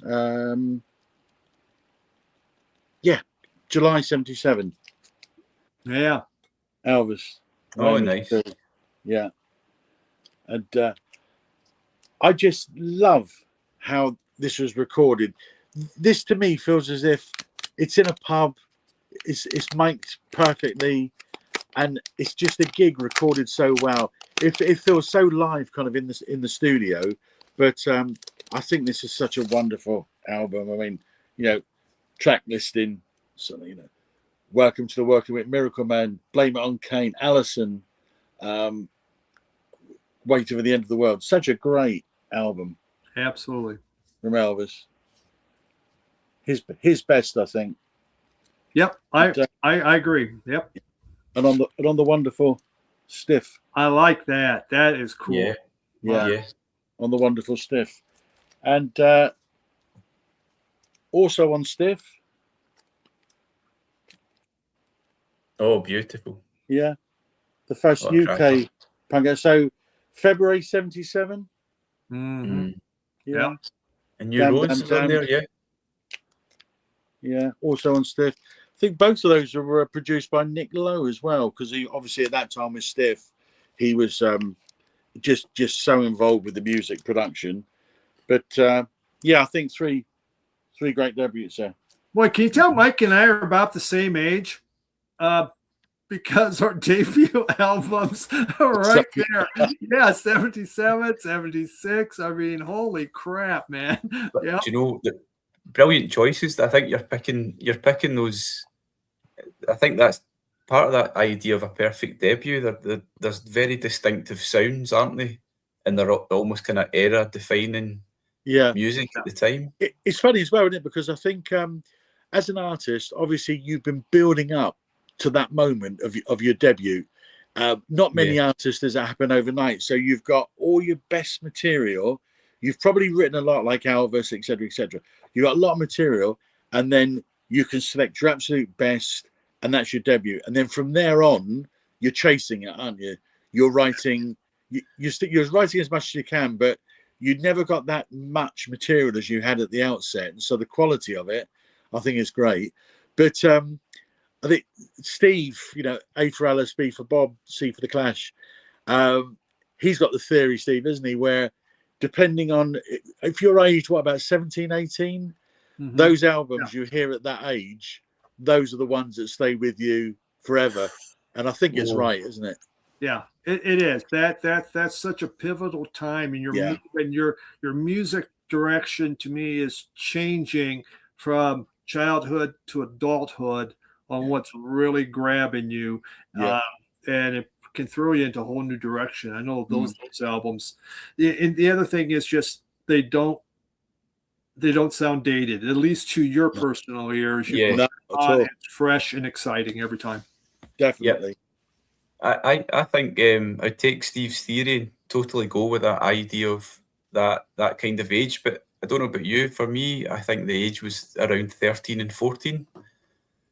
If I look at age 13, I was, even 12 to 14, that kind of age range. 12, I was buying 7-inch singles by, I don't know, Michael Jackson and stuff like that. 13 and 14, totally different. It's a different world, it's a different universe. Just about to start going to watch bands live, and you're finding your own kind of artist, your own kind of era. So that was, for me, it was all stuff like the Stone Roses and the Charlatans, and that, and you're kind of moving into a completely different world. So I'm a bit late. I'm a bit later than that, because me too. Yeah, when I was sort of like 12, 13, 14, my first serious, I mean, my dad loved Neil Diamond, Frank Sinatra, and so I had it drummed into me. but he also really liked Rolling Stones in the 60s and the Beatles. So hearing all that. But the first band that really got me was Slade. And my first kind of musical hero when I was about that age was Noddy Holder. Right. And although I still love Noddy Holder and still like Slade and, you know, still got lots of records, for me, it wasn't until I was about 18 when punk hit, that's when music really turned me upside down. Yeah. Mm-hmm. So I was a bit later when I got hit hard by it, I think. Yeah, and for me, I went to college at 18, and it's the first time I was in a place that had record stores. Right. And I had radio that wasn't just pop hits. And suddenly I heard Pink Floyd. I heard, you know, so many different things. And that, you know, wow. I mean, it just, my musical world blew up. Yeah. And it changed, you know, Yeah. from all that he said, you know, Michael, you know, Jackson 5, Yeah. you know, stylistics, whatever. So big. Yep. Yeah. Because I also just think it back to that sort of time. So I love Slade and I love things like T-Rex and things like that, very, very glam rock type things. Then I went to college at the time, and I met this kind of guy who loved music, but he was into much heavier music. Mm-hmm. And it was him, and I was probably about, crikey, I don't know, well, it must have been 16, 17, I guess. But he actually introduced me to Dark Side of the Moon, okay, which I just thought was just unbelievable. Yeah. And the other album he introduced me to, which is still, even to this day, my favorite heavy rock album is Sabotage, Black Sabbath. Mm. And he let me borrow his, and I always remember taking that home, and I was just blown away by it. I thought, oh my God, this is absolutely stunning. And that's always remained my favorite heavy rock album. Just love that one. And even things like, you know, Ozzy has said he didn't, I don't think he particularly liked it, and it was very they were very involved with lawyers at the time, and it was quite a bad time, but I just think it's a magnificent album. Now, was that the first Black Sabbath you heard? Say again? Was that your first Black Sabbath? It was. Yeah, it isn't, but that is so important, because a lot of times that first album, you know, you get ratings and that, oh, that album isn't any good, but that was your first. Like for me, that Zeppelin, Physical Graffiti, that was my first Zeppelin, and to me, it's still it's the one, because I studied it and I played it and listened to everything, and it ingrained in. We didn't have money to go out and buy a whole bunch of crap, you know? Yeah. And so you just like, you played it over and over. Yeah. Yeah. Yeah. He's absolutely right. Absolutely right. And you know, the interesting thing, Mike, if that guy, maybe if he didn't pop into your life at that time, he didn't introduce you to that album. Yeah. At what point do you discover Sabbath? I know. It's funny. Yes. It's funny. Yeah. To look back at that. You know, it's like punk rock. It was a guy in 1982 that introduced me to Sex Pistols, to Class, Stiff Little Finger, to all those. He brought them over and says, "Listen to these." And you know, I missed him in college. Again, Nebraska just didn't know about punk. We weren't punk whatsoever there. Right. Someone had, I remember, he had a 45. These two guys, they roomed together. They were huge Elton John fans, but they loved 45s. And he went and bought Sex Pistols 45s. He played this. Listen to this. He goes, "Isn't that crap?" And I go, "Oh, that is weird." But in '82, someone introduced me to punk, and you know, Cramps was one of the albums. That was it for me. It was just like, this is my music. Amazing. Yeah, it's funny. Yeah. There's a comment from Jesse. Just wanted to read it out. I was going to say Horses as a debut, too easy. So need to shout out the great Mink DeVille, Cabretta. And I say Spanish Stroll would rival Roadrunner for coolest song. Nice. Yeah. Brian. And Horses is great. Yeah. Brian's going for Queen, but love early Mink DeVille. And a shout out for Slade from Nick. Oh, Nick loves Slade. Yeah. Yeah. Cool. Cool. Right. That's awesome. That's a great chat there. And I think it's really interesting to hear how external influences affect your musical taste, don't they? They're almost sort of sliding doors moments that Yeah. I actually remember. I told this story before, but it's funny when you think about it. When I was about 15, myself and Jack's told this before. Jack from the Vinyl Voyage were down to check out the Manic Street Preachers. It's an over 18s gig, so we don't actually get in. We try everything we can to get in, but we don't manage to get in. And there's another guy who was there as well, a friend, slightly older, who also didn't get in. So we all went back to his house. And I remember he just pulled out the Doors debut album, which I'd never heard before at that age. So when he stuck that on, that was the first time I'd heard that album, just kind of played it through, and that was an absolute mind-expanding point in time, which then sent me down a big rabbit hole to lots of West Coast American 60s stuff, and I was there for years, aged about sort of 16 and 17, like you guys are saying. But if that guy hadn't been at that gig that we didn't get into, I don't know when I would have first heard the Doors. It was quite cool. It is amazing, really, isn't it? I mean, where you know, bands. I can think of several actually, but for instance, I didn't know anybody who liked, for instance, Leonard Cohen. Nobody at all. So Leonard Cohen meant absolutely nothing to me whatsoever. But when I met my wife, she loved Leonard Cohen, and I just hadn't heard anything whatsoever. Embryonic Robot, Brian loves Leonard Cohen, doesn't he? Yeah. But it's funny, you know, kind of artists like that. I just heard nothing whatsoever all through kind of growing up and all through 20s of his. But all of a sudden, you know, you speak to someone and then a door opens and you hear a particular artist. Yeah. I was thinking, you know, well, I knew Johnny Cash and I knew his music, but it was just, oh God, it's country. And I just had zero love for country whatsoever. It just wasn't my thing. But in the 90s, suddenly when he went and did his American albums, it clicked to me, you know. And after all this year, I didn't have anybody that listened to Johnny Cash that I knew of, and that. But most of my friends never listened to music, so I was kind of always the odd man out for music. But when I heard these American recordings, it's like, this is the most amazing thing. And then I went back and began buying Johnny Cash catalog and absolutely loved it. It just, I just never thought about it.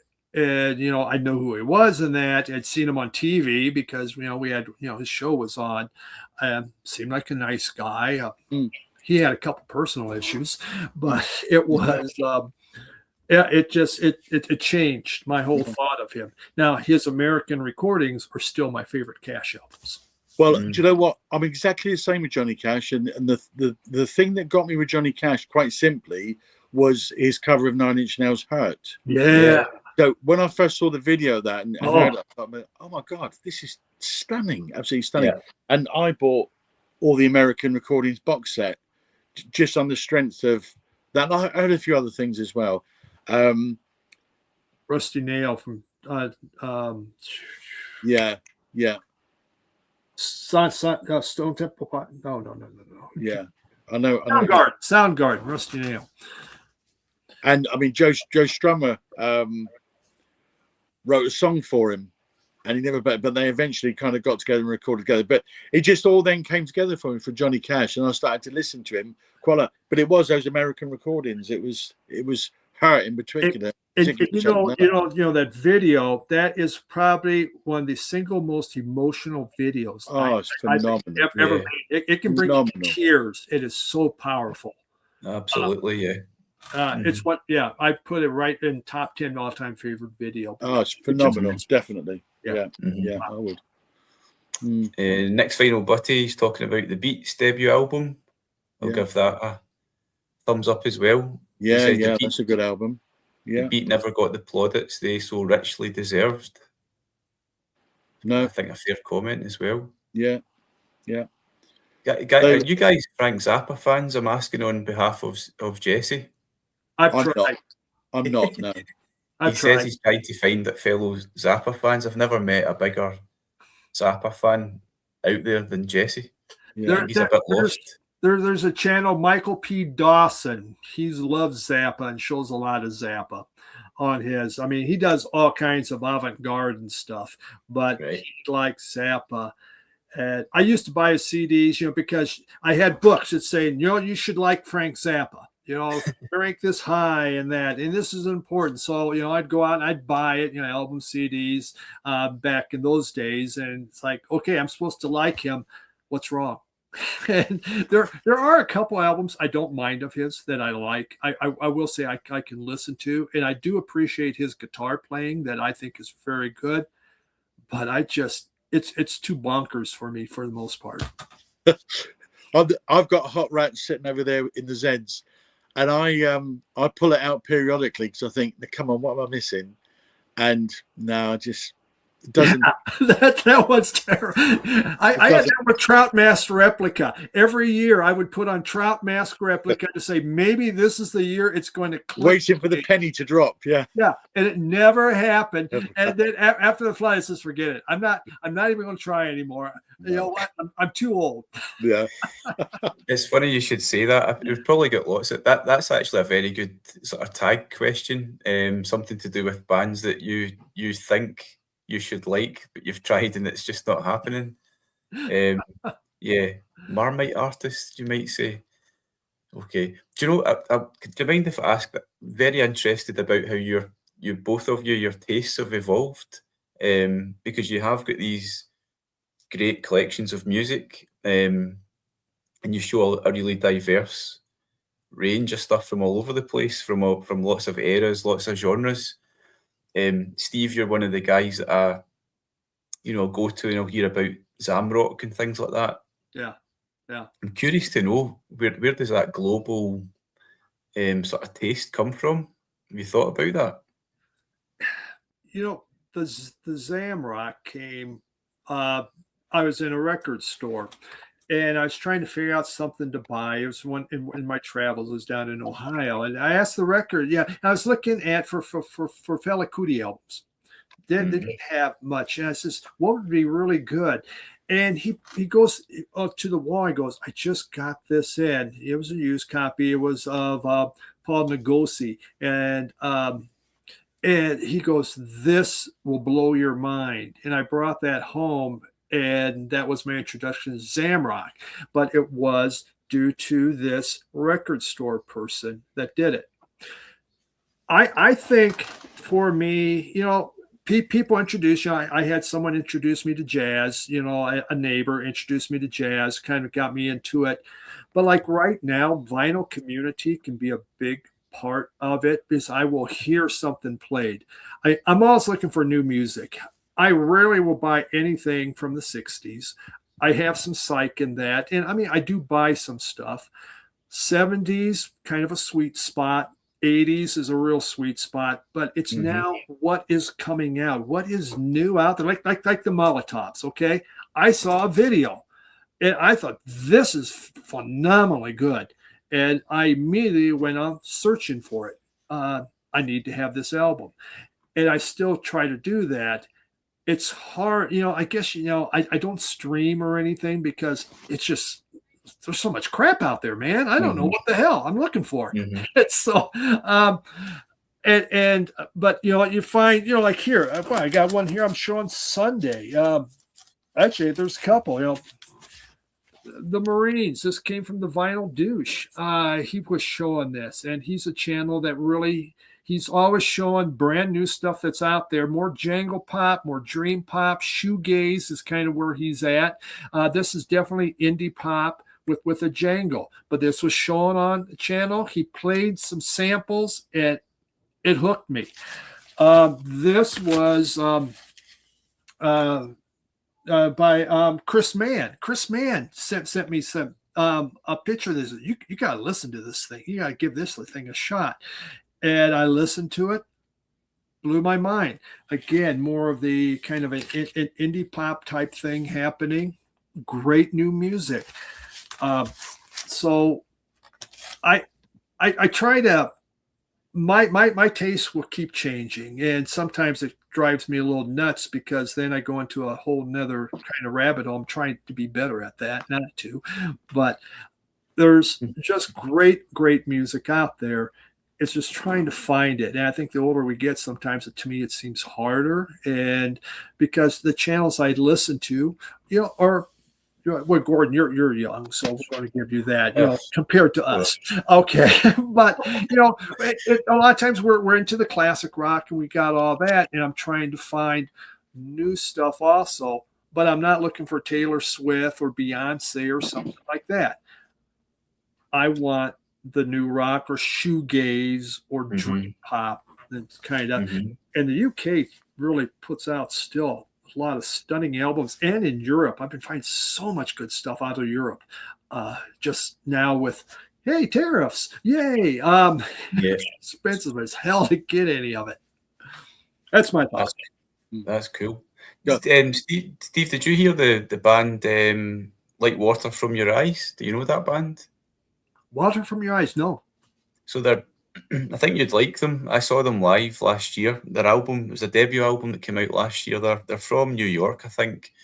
Quite an interesting sound. Quite sort of blend. There's a bit of gazy stuff, a bit of punk ethics to them as well. Quite really quite creative.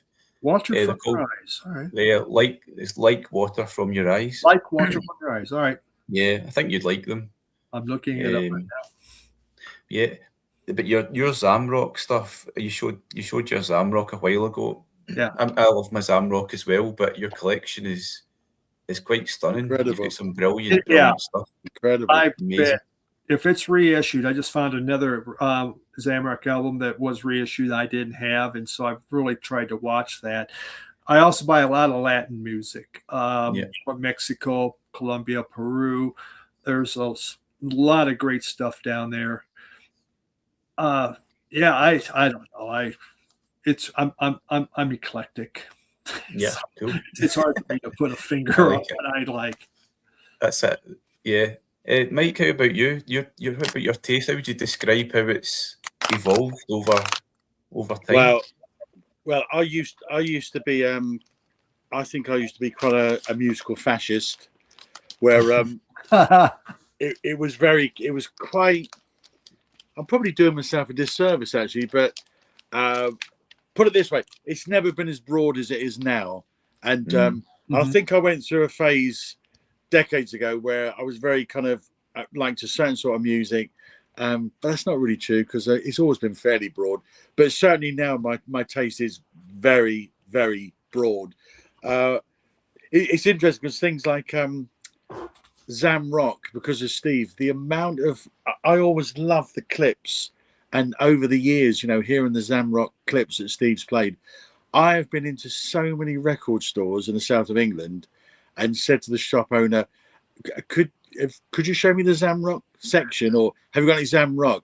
And I get so many blank looks, and it's just one of those things. It's so hard to find it. Have you found the same, Gordon?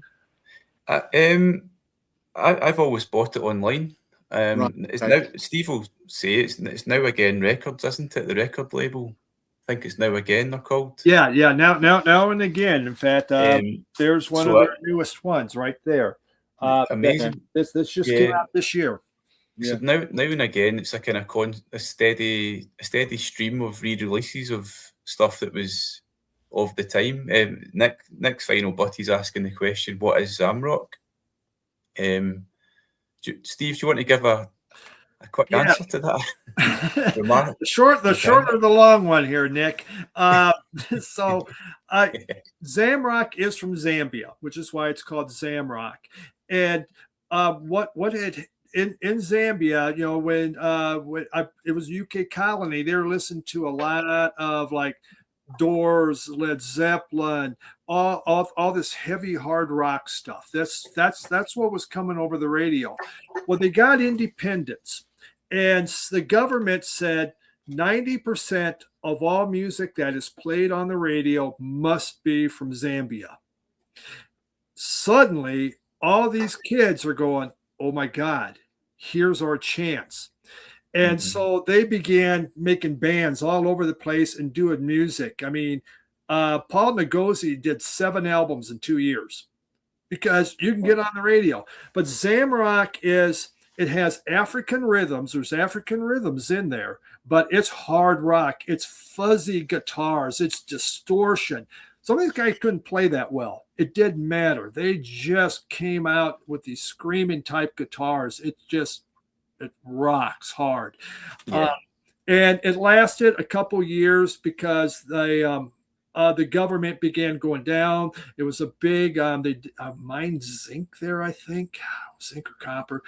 Whatever, the market fell, and so suddenly they were allowed, there was curfews and everything, and you couldn't play at night, so these guys couldn't, play their music out there, and no one had any money to buy the records. So there was like a 3-year period, huge, and then kind of disappeared, and they began to go to Europe if they wanted to keep it going. They had to go to other countries. Nigeria was one where some went to. In fact, that one I just pointed was recorded in Nigeria. So, but Zimbabwe as well. Yeah. My favorite is probably the Ngozi family stuff. I think. Yep. I love that. Paul Ngozi's guitar playing, crazy, isn't it? It's just incendiary stuff. So it's like a crazy fuzz sound. It's just brilliantly raw. Yeah, very raw. Yes, just brilliant. Yeah, it's just. I think. Am I right in saying it's a kind of 3-piece a lot of the time? It's just him on guitar, cool bass player, and awesome drumming from Chrissy Zem. Got his name right? Yeah, Chrissy Tembo. Yeah, who also went on to do some solo stuff as well. Wee bit like the Stooges, some of it for me. It's that kind of energy, that kind of raw guitar sound. Yeah. Yeah, it's just taking that hard rock and just, we're really going to make it a rock. Yeah, really is cool. You've seen Richard. I'm trying to get Richard to come on to this, and both times I've tried to persuade him in his cooking. I need to get Richard in here sometime. Mike, over to you again. Yeah. So basically, my taste is definitely broadened, and I'm kind of my favorite genre, without a doubt, is post-punk, and I love punk. But I also, I love Black Sabbath and some heavy rock, but even with things like Floyd and Genesis, so prog rock, with Peter Gabriel, when he was with Genesis, I absolutely loved them. When he left and I felt Genesis turned a bit too poppy for me, I kind of left them. But nonetheless, I still loved the prog at the time. The Lamb, I think, is a masterpiece. Dark Side of the Moon, masterpiece. But I've tended to be more, as I say, post-punk, punk, and that stayed with me kind of all the way through. But and again, depends who your friends are and who you come across, etc., etc., etc. But bands like, for instance, the Comsat Angels, the Sound, and bands like Magazine, I guess, bands like that, are kind of tend to be a bit more. Comsat Angels and the Sound tend to be a bit more obscure and not quite so mainstream.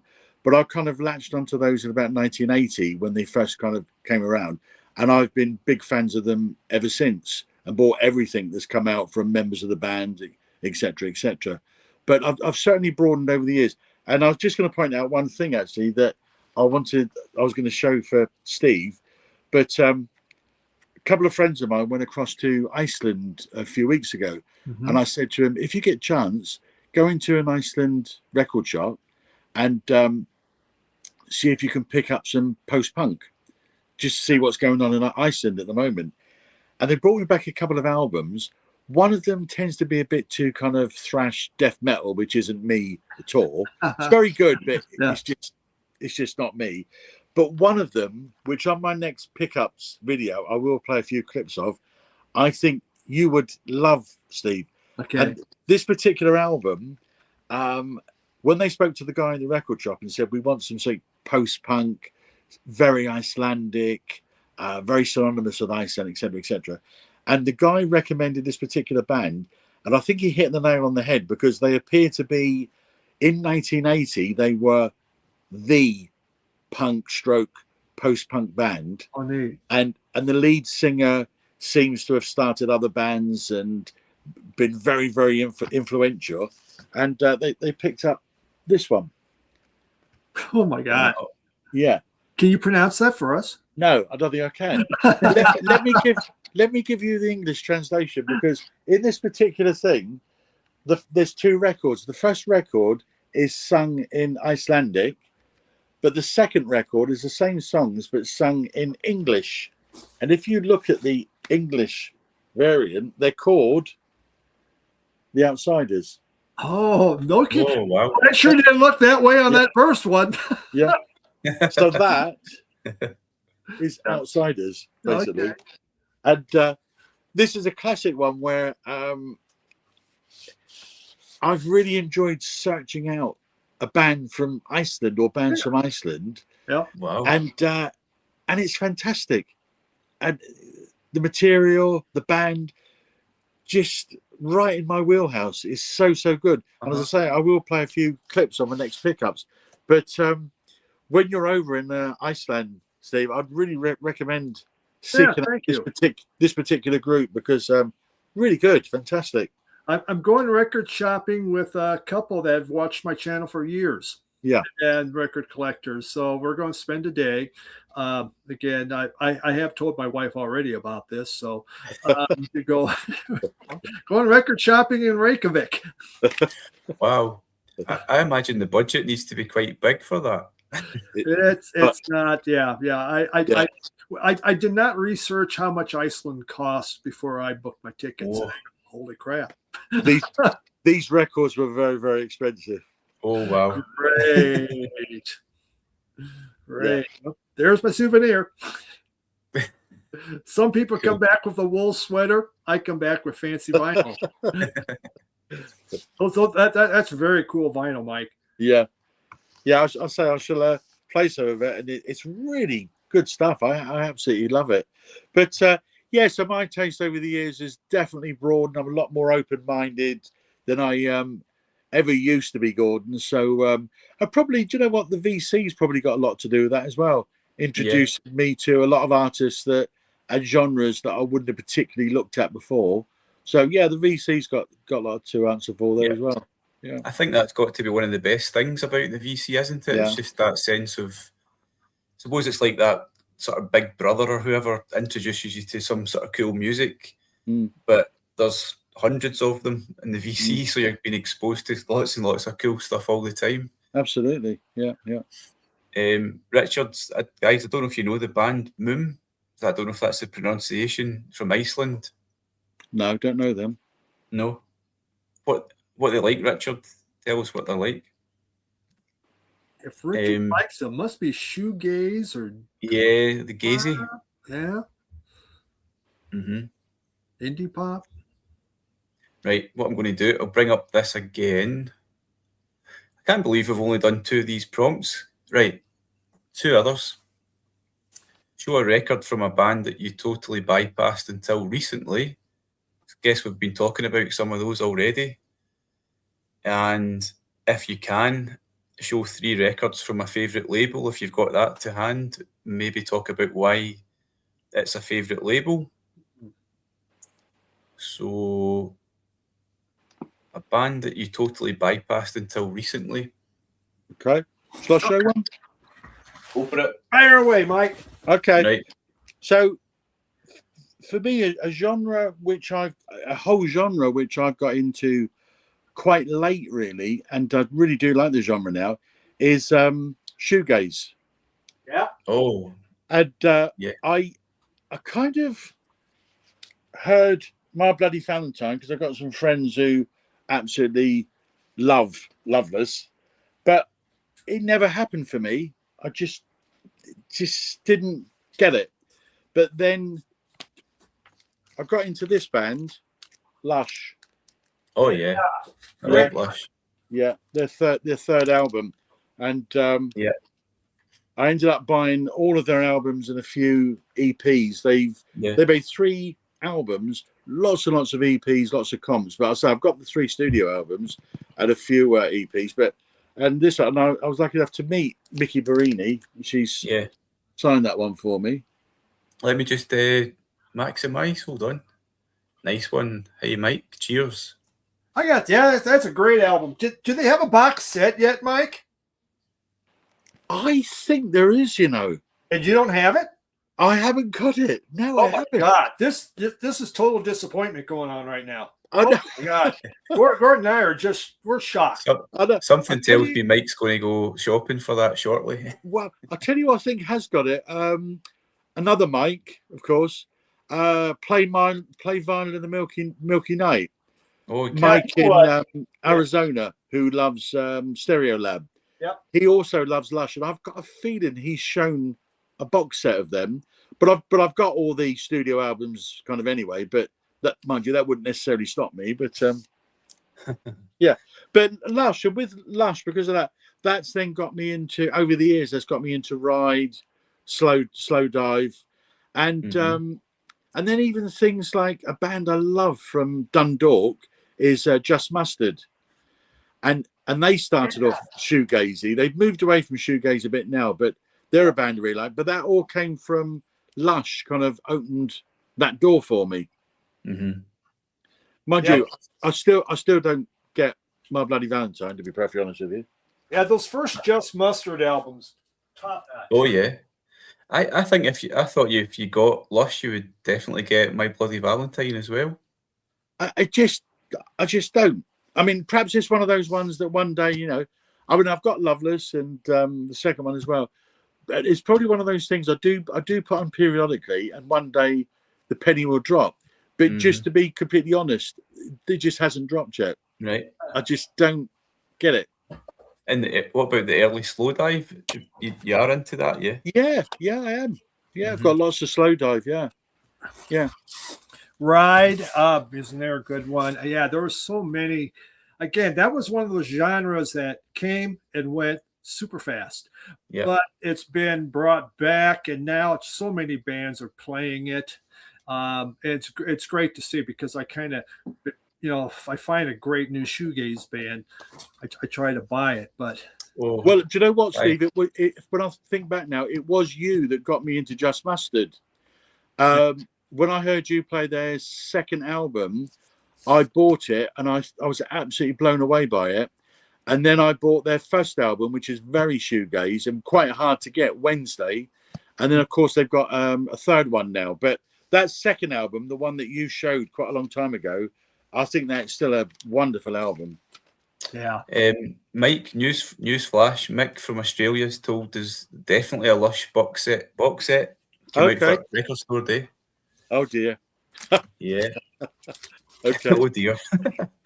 And Richard, MBV, Loveless is his favourite album of all time. True. That is. It is for a lot of people. Yeah. Yeah. I think it's a classic as well. Do you? Yeah. Yeah. Yeah. I like really good friend of mine. He absolutely loves it. But Harris does as well, I think, doesn't he? I think that's one of his favourite albums. Good shouts there. One I would show one quickly.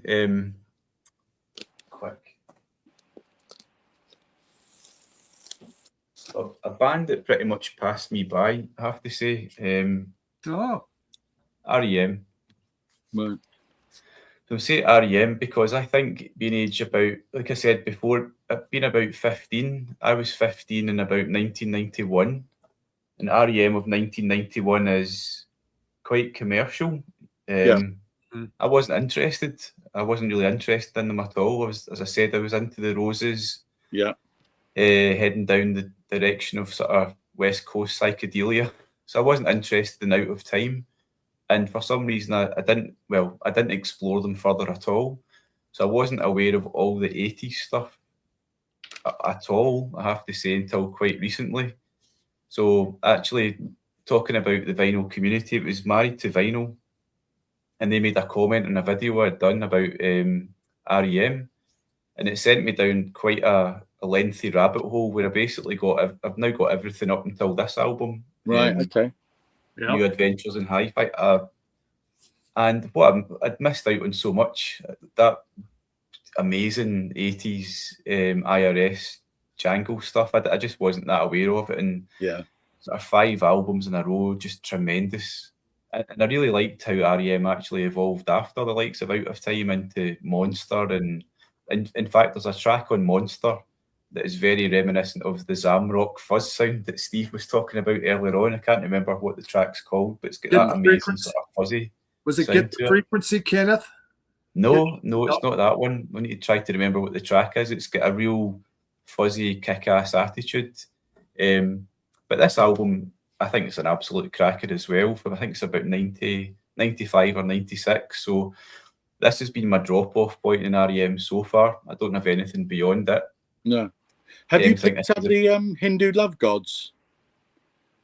Oh no, that's yeah. That says it Peter Buck in the band, is it? Yeah. Well, it's all of REM. Is it? Yeah, it's all of REM. Michael Stipe is even involved, but it's Warren Zevon lead vocals. Oh yeah, but all the music is REM, and I think that's a really interesting album. Oh, I need to check that out. Yeah, if you like REM, I think that's worth checking out, Gordon. Yeah. I think that funny. It's one of those funny ones because you come at it quite late, sort of late in life, so to speak, as a music fan. And I think they're just one of those sort of perfect bands, like a band of friends. They're definitely a band of friends, aren't they? Very democratic in how they, kind of distribute their. All the songs are credited to the 4 guys, and I think they basically stayed friends pretty much throughout their career. They're Athens, aren't they, Georgia? Yeah, from Athens. Yeah. And they actually were a punk band, but they were listening to this Athens music scene and thought, cool. We need to change our music, because we need to go, because B-52s and everything were playing there, and there was a number of great Athens bands at that time. Yeah, they changed up, but they weren't from Athens originally. They came there, so they were kind of poo-pooed on some because, well, you're really not Athens, are you? Yeah. That was a great scene, wasn't it, Athens? Yes. Yeah, it was. Really was. I was looking the other day at some early B-52s live footage in Athens, in kind of people's front rooms and that kind of thing. Absolutely amazing. Love the B-52s.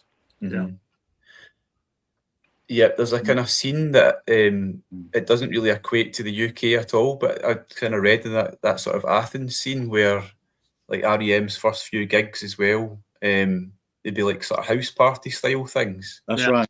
That's right. Like a huge. There was a place. It was on the 2nd story and a house, and this is where the bands would go up there to play, and they would just they'd come get there, and then their college kids or whoever would come in there, and they would just play. They were house parties. Fantastic. I'm just going to put there's a couple of comments about REM, so I'm curious to open up not a can of worms, but I'm curious to know what people might pick out as their top, because I think it's a hard. Is it one of the first 5? It's quite a hard one. Simon says he's got everyone. I'm curious to know a wee bit how that sound evolves as well after Bill left, isn't it? And it became a 3-piece. Quite curious about that. So I'm just going to ask a little question. What's your favourite? Steve, have you got a record maybe? Yep, I do. A band passed you by? Stone Temple Roses. Now, I find there's a lot of albums. It takes me 30 years. 30 years is my sweet spot on getting into music. 25, no, got to go 30. Yeah. When this came out, I bought the CD because everyone was raving about it. It's the greatest thing in the whole wide world. Yeah. Grunge was happening. Nothing even close to that. And there was some other musical trends that I was following. I put this on, I go, so what? But I had the CD, and this is one of those I would put on periodically. Why do people like this? And I just wasn't getting it. Till last year, I said, I'm going to buy the Stone Temple Roses album and just give it another shot. So I bought this, and I loved it. My musical taste had changed. That this now really fit into that spot of where I'm listening to music now. And I finally go, I get why everybody loved this album, and it got such rave reviews because it is freaking awesome. So yes. Just 30. Yes. So if anybody out there, you have an album you don't like, wait 30 years. Just hold on to it. Put it maybe in a special holder or something. That's not long. Open it 30 years. And not long. There you go. And you're going to put it on. You're going to go, oh my God, this is great. Yeah. Yes. That wasn't a 30-year one for me, Steve. That was one of those. That's age 15 again, so 91. Yeah. In fact, that came out was it not 89? When did that come out? 90 or something. That was the band for me, and all my sort of friends. We were followers of the Roses. Tried to get flared jeans, grow our hair a wee bit like that, wear baggy clothes. I had the same. They were huge here, Steve. Yeah, I had the same Teenage Fan Club. I bought Bandwagon S because everyone said, I was reading these reviews, greatest album ever, and I go, huh? 89, yeah. Yeah, and I bought that last year because I bought this album, and I go, oh, that's really good. So there we go. That one, I guess, was 35 years that came out in 89. Did you say it came out in 89?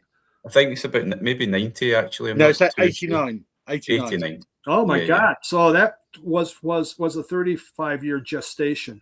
Okay. Well worth it, though. I'm glad you enjoy it. You bet. Yeah. Good stuff. So let me see. A couple of comments. Tokyo Record Style, greetings from Saturday morning. Hope it's doing well for you over in Tokyo. Let me see who else is out there. Oh, Mike, one from Mick again. The Cranes, I think, are from Portsmouth. Do you know them? Interesting shoegaze band. I've heard. I don't own anything from, but I have heard of them. Yes. Maybe it's for his channel. And you know who was Steve? You were talking about the Stone Roses when they came out, and grunge was very much on the scene as well. Richard says, question for the UK folks, did grunge catch on much? From my teenage point of view, it did. Oh, yeah. But it was very much, you know what it's like being a teenager? You tended to pick one side or the other. I didn't know too many people who were into both the sort of grunge scene and the kind of baggy Roses kind of scene. I can't even think of a grunge UK band. No, not really a band, but there was loads of guys who loved all the stuff coming out of Seattle. You know, big fans of all of that stuff. So, but for us, it was all the. Crikey, when you think of Nirvana T-shirts, even now you see so many people walking around with Nirvana T-shirts in the UK. Yeah. And you know, actually, again, the slight obsession with the Zamrock thing and that fuzz pedal sound, but very reminiscent of Mudhoney for me as well. You know, the Super Fuzz Big Muff, that's it, isn't it? The debut album. Yeah. That's all about the fuzz, and that's that Ngozi Zamrock sound as well. So cool. So yeah, Nirvana were massive as well. Oh, huge. Right. How about that other our last prompt? 3 records, 3 or 2 or 1 or 4 or 5, whatever you fancy. Records from a favourite label. Oh yeah, that was your prompt, Mike. It was. What thoughts come to your mind, Steve, when you're thinking? Do you have a favourite label out of interest? You know, that was a difficult one, but I came up with Chess Records. Oh wow! And this is a nice original of The Best of Muddy Waters. I've been finding some of these beautiful originals that are just in great shape here. Look at that. This is a Look at different that. chess label, but man, you talk for me. It is the greatest blues. I love blues. I think it's a wonderful genre. Got into blues because I went about 1982, 83. I went to the library because I'd go to the library, check out record albums, and put them on cassette tape. That was a great way to build your collection. And there was an album called The Chicago Blues Today, and it's a 3 records. There's 3 of them. I bought that, and that introduced me to the blues. Besides the Blues Brothers, but it introduced me to real blues, and so and now, Acoustic Sounds is putting these out. They are reissuing all these chess albums, these classic chess albums, and I've really been snapping them up because they sound great and just gives me that really good 50s and 60s blues. So, yeah, the chess label I think is fantastic. Brilliant. Talking of blues, you saw Bonamassa the other day, didn't you? I did see Joe Bonamassa, and that guitar playing was. That blew me away. I've had his music, but when I redid the collection, I hadn't brought in any of it. I now have bought 2 of his albums from the concert because you can spend more money if you buy them at the concert. So I thought I better get them because I can spend more now. And I'm going to go see Buddy Guy the end of October in Memphis. Right. It'll be his last concert that year. Yeah. So, Joe Bonamassa, he's one of those guitarists I just love to watch him play. He makes guitar playing look so easy, and just that incredible sound comes out. I think he's a bit of a magical guitarist, actually. Bonamassa, brilliant blues guitarist. Yes, and the concert says we start at 7 on the dot. 7 on the dot, man. He came out and started, with the Fabulous Thunderbirds saying "Tough Enough." I mean.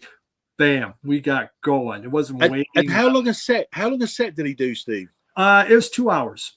2 hours, right? Okay. Yep. And I don't know if it's because of noise ordinance. I mean, it's right out there. There's houses, maybe that, or just that's what he's going to do. But it was quite the concert. His equipment and his I can't remember what he calls his man cave now. I can't remember what it's called. But the equipment he's got at home is staggering. Yeah. Absolutely. It's a hell of a guitar collection. I've seen pictures of that. Phenomenal. And his amps as well. He's got absolute walls and walls of Fender Tweeds, and he's got just everything. He's just he's fantastic, I think. Master. Yeah. I'd love to. I've never seen him. I'd love to see Bonamassa. Well worth it. It really was worth it. I mean, I don't know his catalog. I know Bonamassa. I love what he does. For a while there, he was everywhere. I don't see him around as much, but God, there's a while he was just like on every single album. It seemed like there's Joe Bonamassa again. But you want a guitar player, he's the man. He's brilliant. Yeah. Mike, do you want to show who you were thinking of for your label? Yeah, I've overlapped a bit actually because I've got a pile of records there.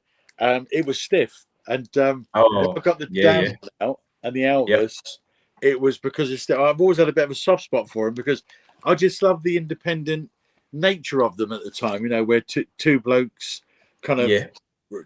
Jake Rivera and his name escapes me, the other chap, but just a great little label that everybody seemed really tight together. They toured together. Nick Lowe produces virtually all the albums. Even the registration number of the album, buy 1, buy 2, buy 3. The whole package I think is fantastic. The third one I was going to show actually was Reckless Eric. Third album from 1980. Again, that's cool.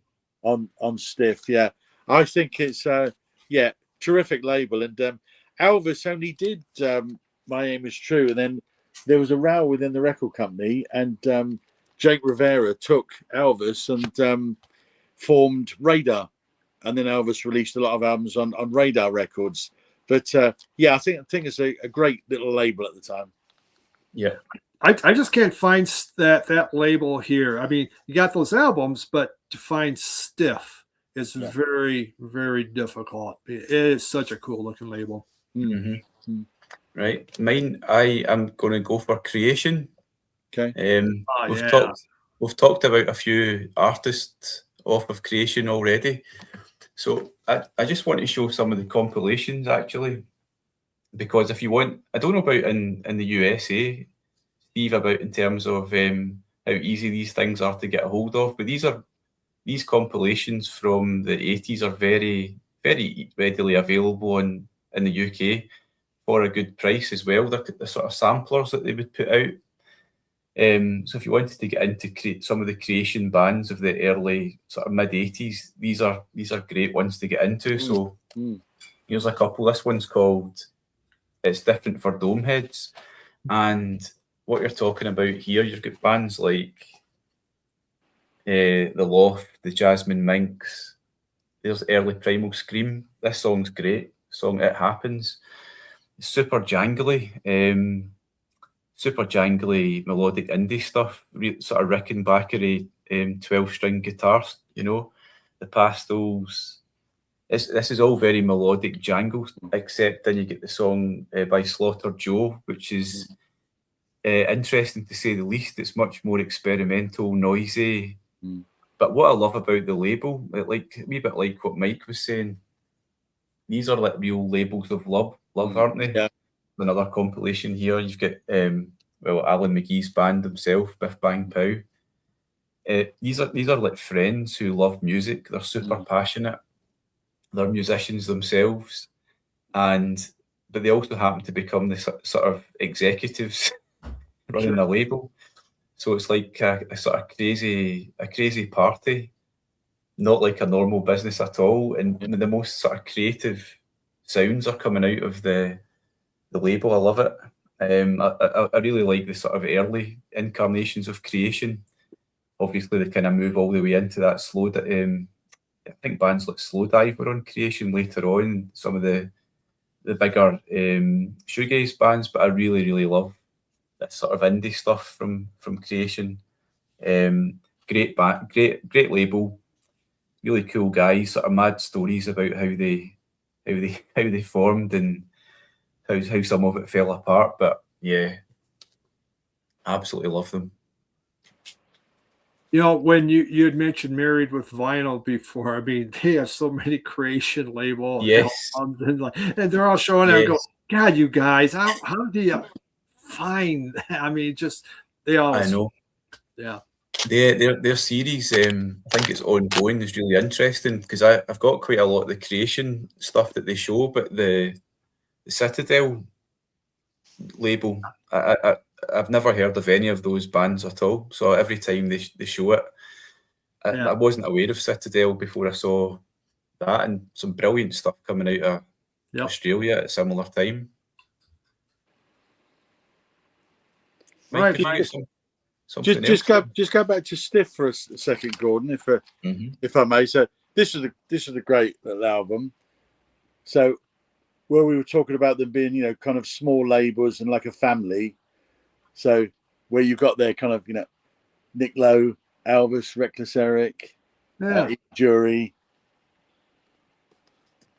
Stiff. So it's a Stiff Records kind of, compilation. And,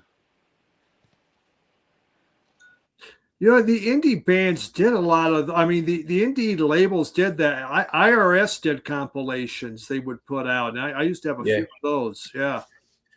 I don't know. They're great samplers, aren't they? Kind of thing. Yeah, they are.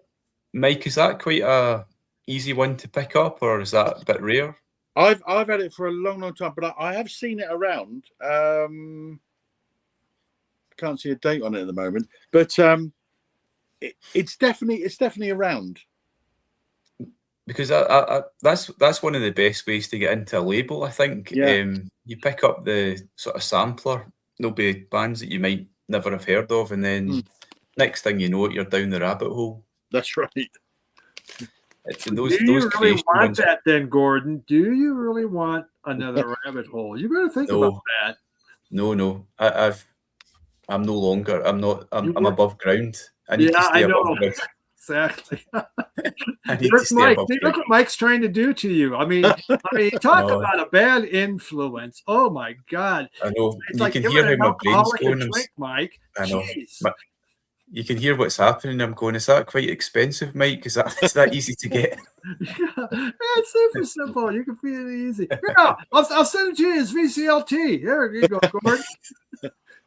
Well, Nick's Vinyl Butty and Gav Axman Spins, where they've been talking about this, Ian Jory Do It Yourself with those 34 different wallpaper covers. I didn't even know about that. And I've had my copy for just, forever, decades. And directly they started talking about that. Of course, now I'm seeing them in record shops. Yeah. And if they're kind of, £5, £10, I think, so I'll pick it up. And now I've got about 6, I think. Don't. Can't stop. I'm going to say I'm surprised, Mike, but no, I'm not. Mike, you are a collector's collector, man. You are. You addictive. Where do you see that stopping? Do you think is 6 enough for you now?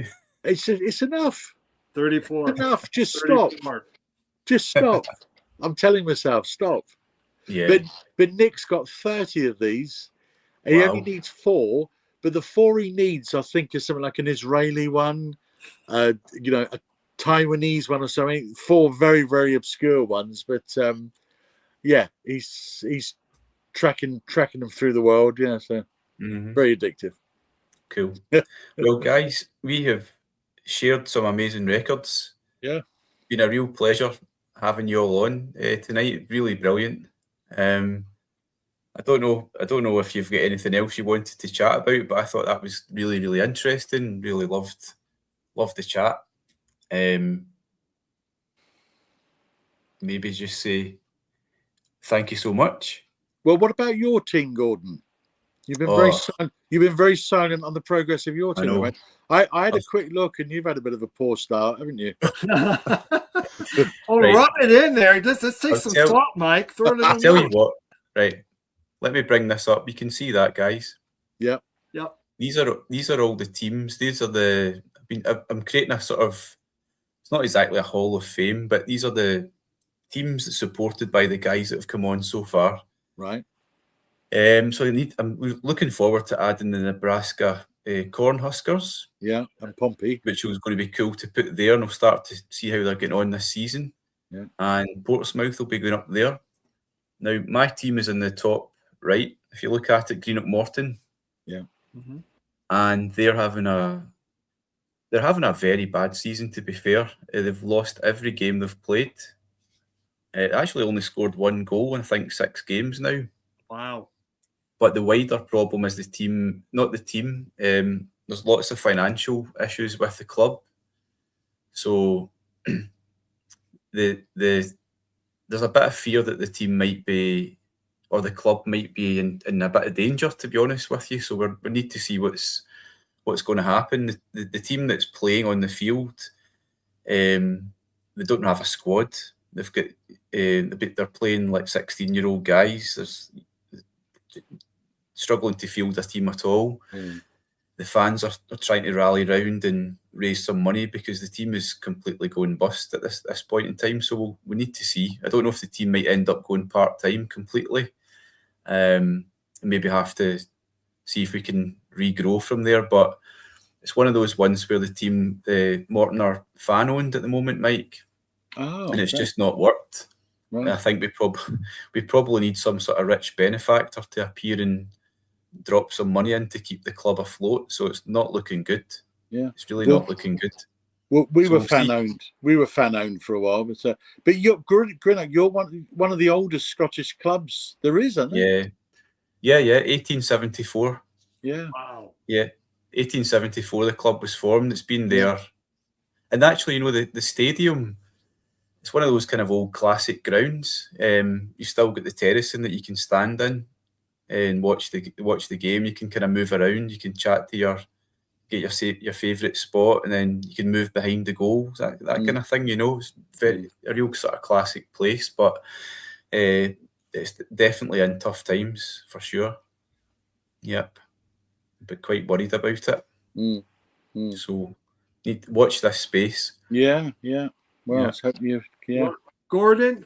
At least you can say they can only go up.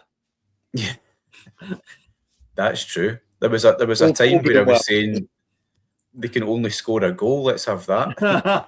Yeah. So yeah. So guys, once again, thanks so much for coming in. Really appreciate it. Hope maybe at some point you can come back and give me an update. Let me know how Portsmouth are doing. Really keen to hear how the Cornhuskers going to be able to keep their team together. Yeah. Will that back line help your quarterback, Steve? Better. At least dead meat. Oh, before we go, let me ask you, because it's the VC. What's next for your channels? Like to find out what you're up to, Steve. You've got your show coming up as usual Sunday. Always the Sunday show. I've been almost 10 years and never missed one. And I have to get something planned for my trip to Iceland to put into the pocket, because that's just my DNA. It's just consistent. It's there. The midweeks, I have a couple record store tours in there. I got a few things I want to talk about. One about samples and strikes people talk about, and what to do. See whatever else comes to mind. Mike, what about you? Enjoyed your session you did with Mike Vinyl Spiral? Oh, well, the jump hill sessions. That's right. Yes. I want to kind of. I buy a lot of records, and I found myself recently kind of doing a pickups show and just showing a lot of pickups and doing it too quick. I actually kind of want to emulate Steve a little bit more in that, because my channel is not monetized, and so I want to go back and what Steve does so well in playing clips of tracks, doing some audio, because I just think that's such a fantastic way of getting across artists, albums that you like.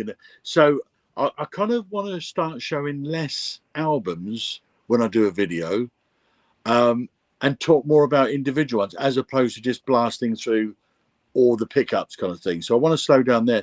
The other things I want to do is I'm a huge fan of Adrian Ball and the sound, and I've got lots and lots of records and lots of the projects which Adrian Baldwin did. And I want to do a detailed video and go through all of the Sounds albums and Adrian Baldwin. I also want to do a similar thing with a post-punk band called the Au Pairs, who are now sort of like re-gigging again. Not the original kind of lineup, but so I want to do an in-depth one on that as well. So yeah, I just want to do a little bit of a change direction in that respect. Cool. Lots to look out for there. For me, I should shout out these streams have been brilliant fun to do, and I've got quite a few lined up over the next several weeks. So next week it's Mike. Sorry, not Mike. It's Brian from the Institute of Pop, who's back from Australia. He needs to get up very early in the morning to do the shows. So I love that. He's there with his pajamas on. His cornflakes. He'll be there with David Atkinson next week. Right. Which will be fun. And over the next few weeks, we've got a whole host of people. Mick, who's watching at the moment, he's going to be on. He's got a great taste in music. Mick, I don't know if you know Mick, Steve. He said there, Steve is a titan when it comes to regular content. Yeah, I know Mick. Yep. That's cool. I'm subbed to his channel. Yeah, I've subbed as well, and I'm looking forward to Mick coming on. So we've got a whole crew of interesting folk coming on over the next month. Mike's Final Spiral as well, haven't you, come on from Leeds? Yes, Mick. Yeah, Mick. I think they're on together actually. Right. So that's going to be interesting because Mike's final spiral is into rugby league, isn't he? Yeah, he's not a football man, no. No. And Mick from Australia is into, I think it's rules, Australian rules. Yes, I think it's Manly. It's Manly the team. So this is new terrain for me as well. So I look forward to that. But they've both got epic taste in music, which is the bit, isn't it? So yeah, hopefully people will tune into that. Okay. Yeah, so Mike's got a real knack of finding some fantastic new music, actually, isn't he? He does. It's that eclectic taste for something different. Yeah. All right, guys, it's been an absolute blast. Wish you all the best for the weekend. Thank you for coming in, and hopefully see you again. Nice talking, Steve. Nice talking to you, Mike. It's great to finally meet you. I'll shake your hand. Thank you. Yeah, Gordon, wonderful to meet you. Thank you so much for asking. Steve. I appreciate what a pleasure to have you guys. Thanks so much. Take care. Okay. See you later. Bye. Bye.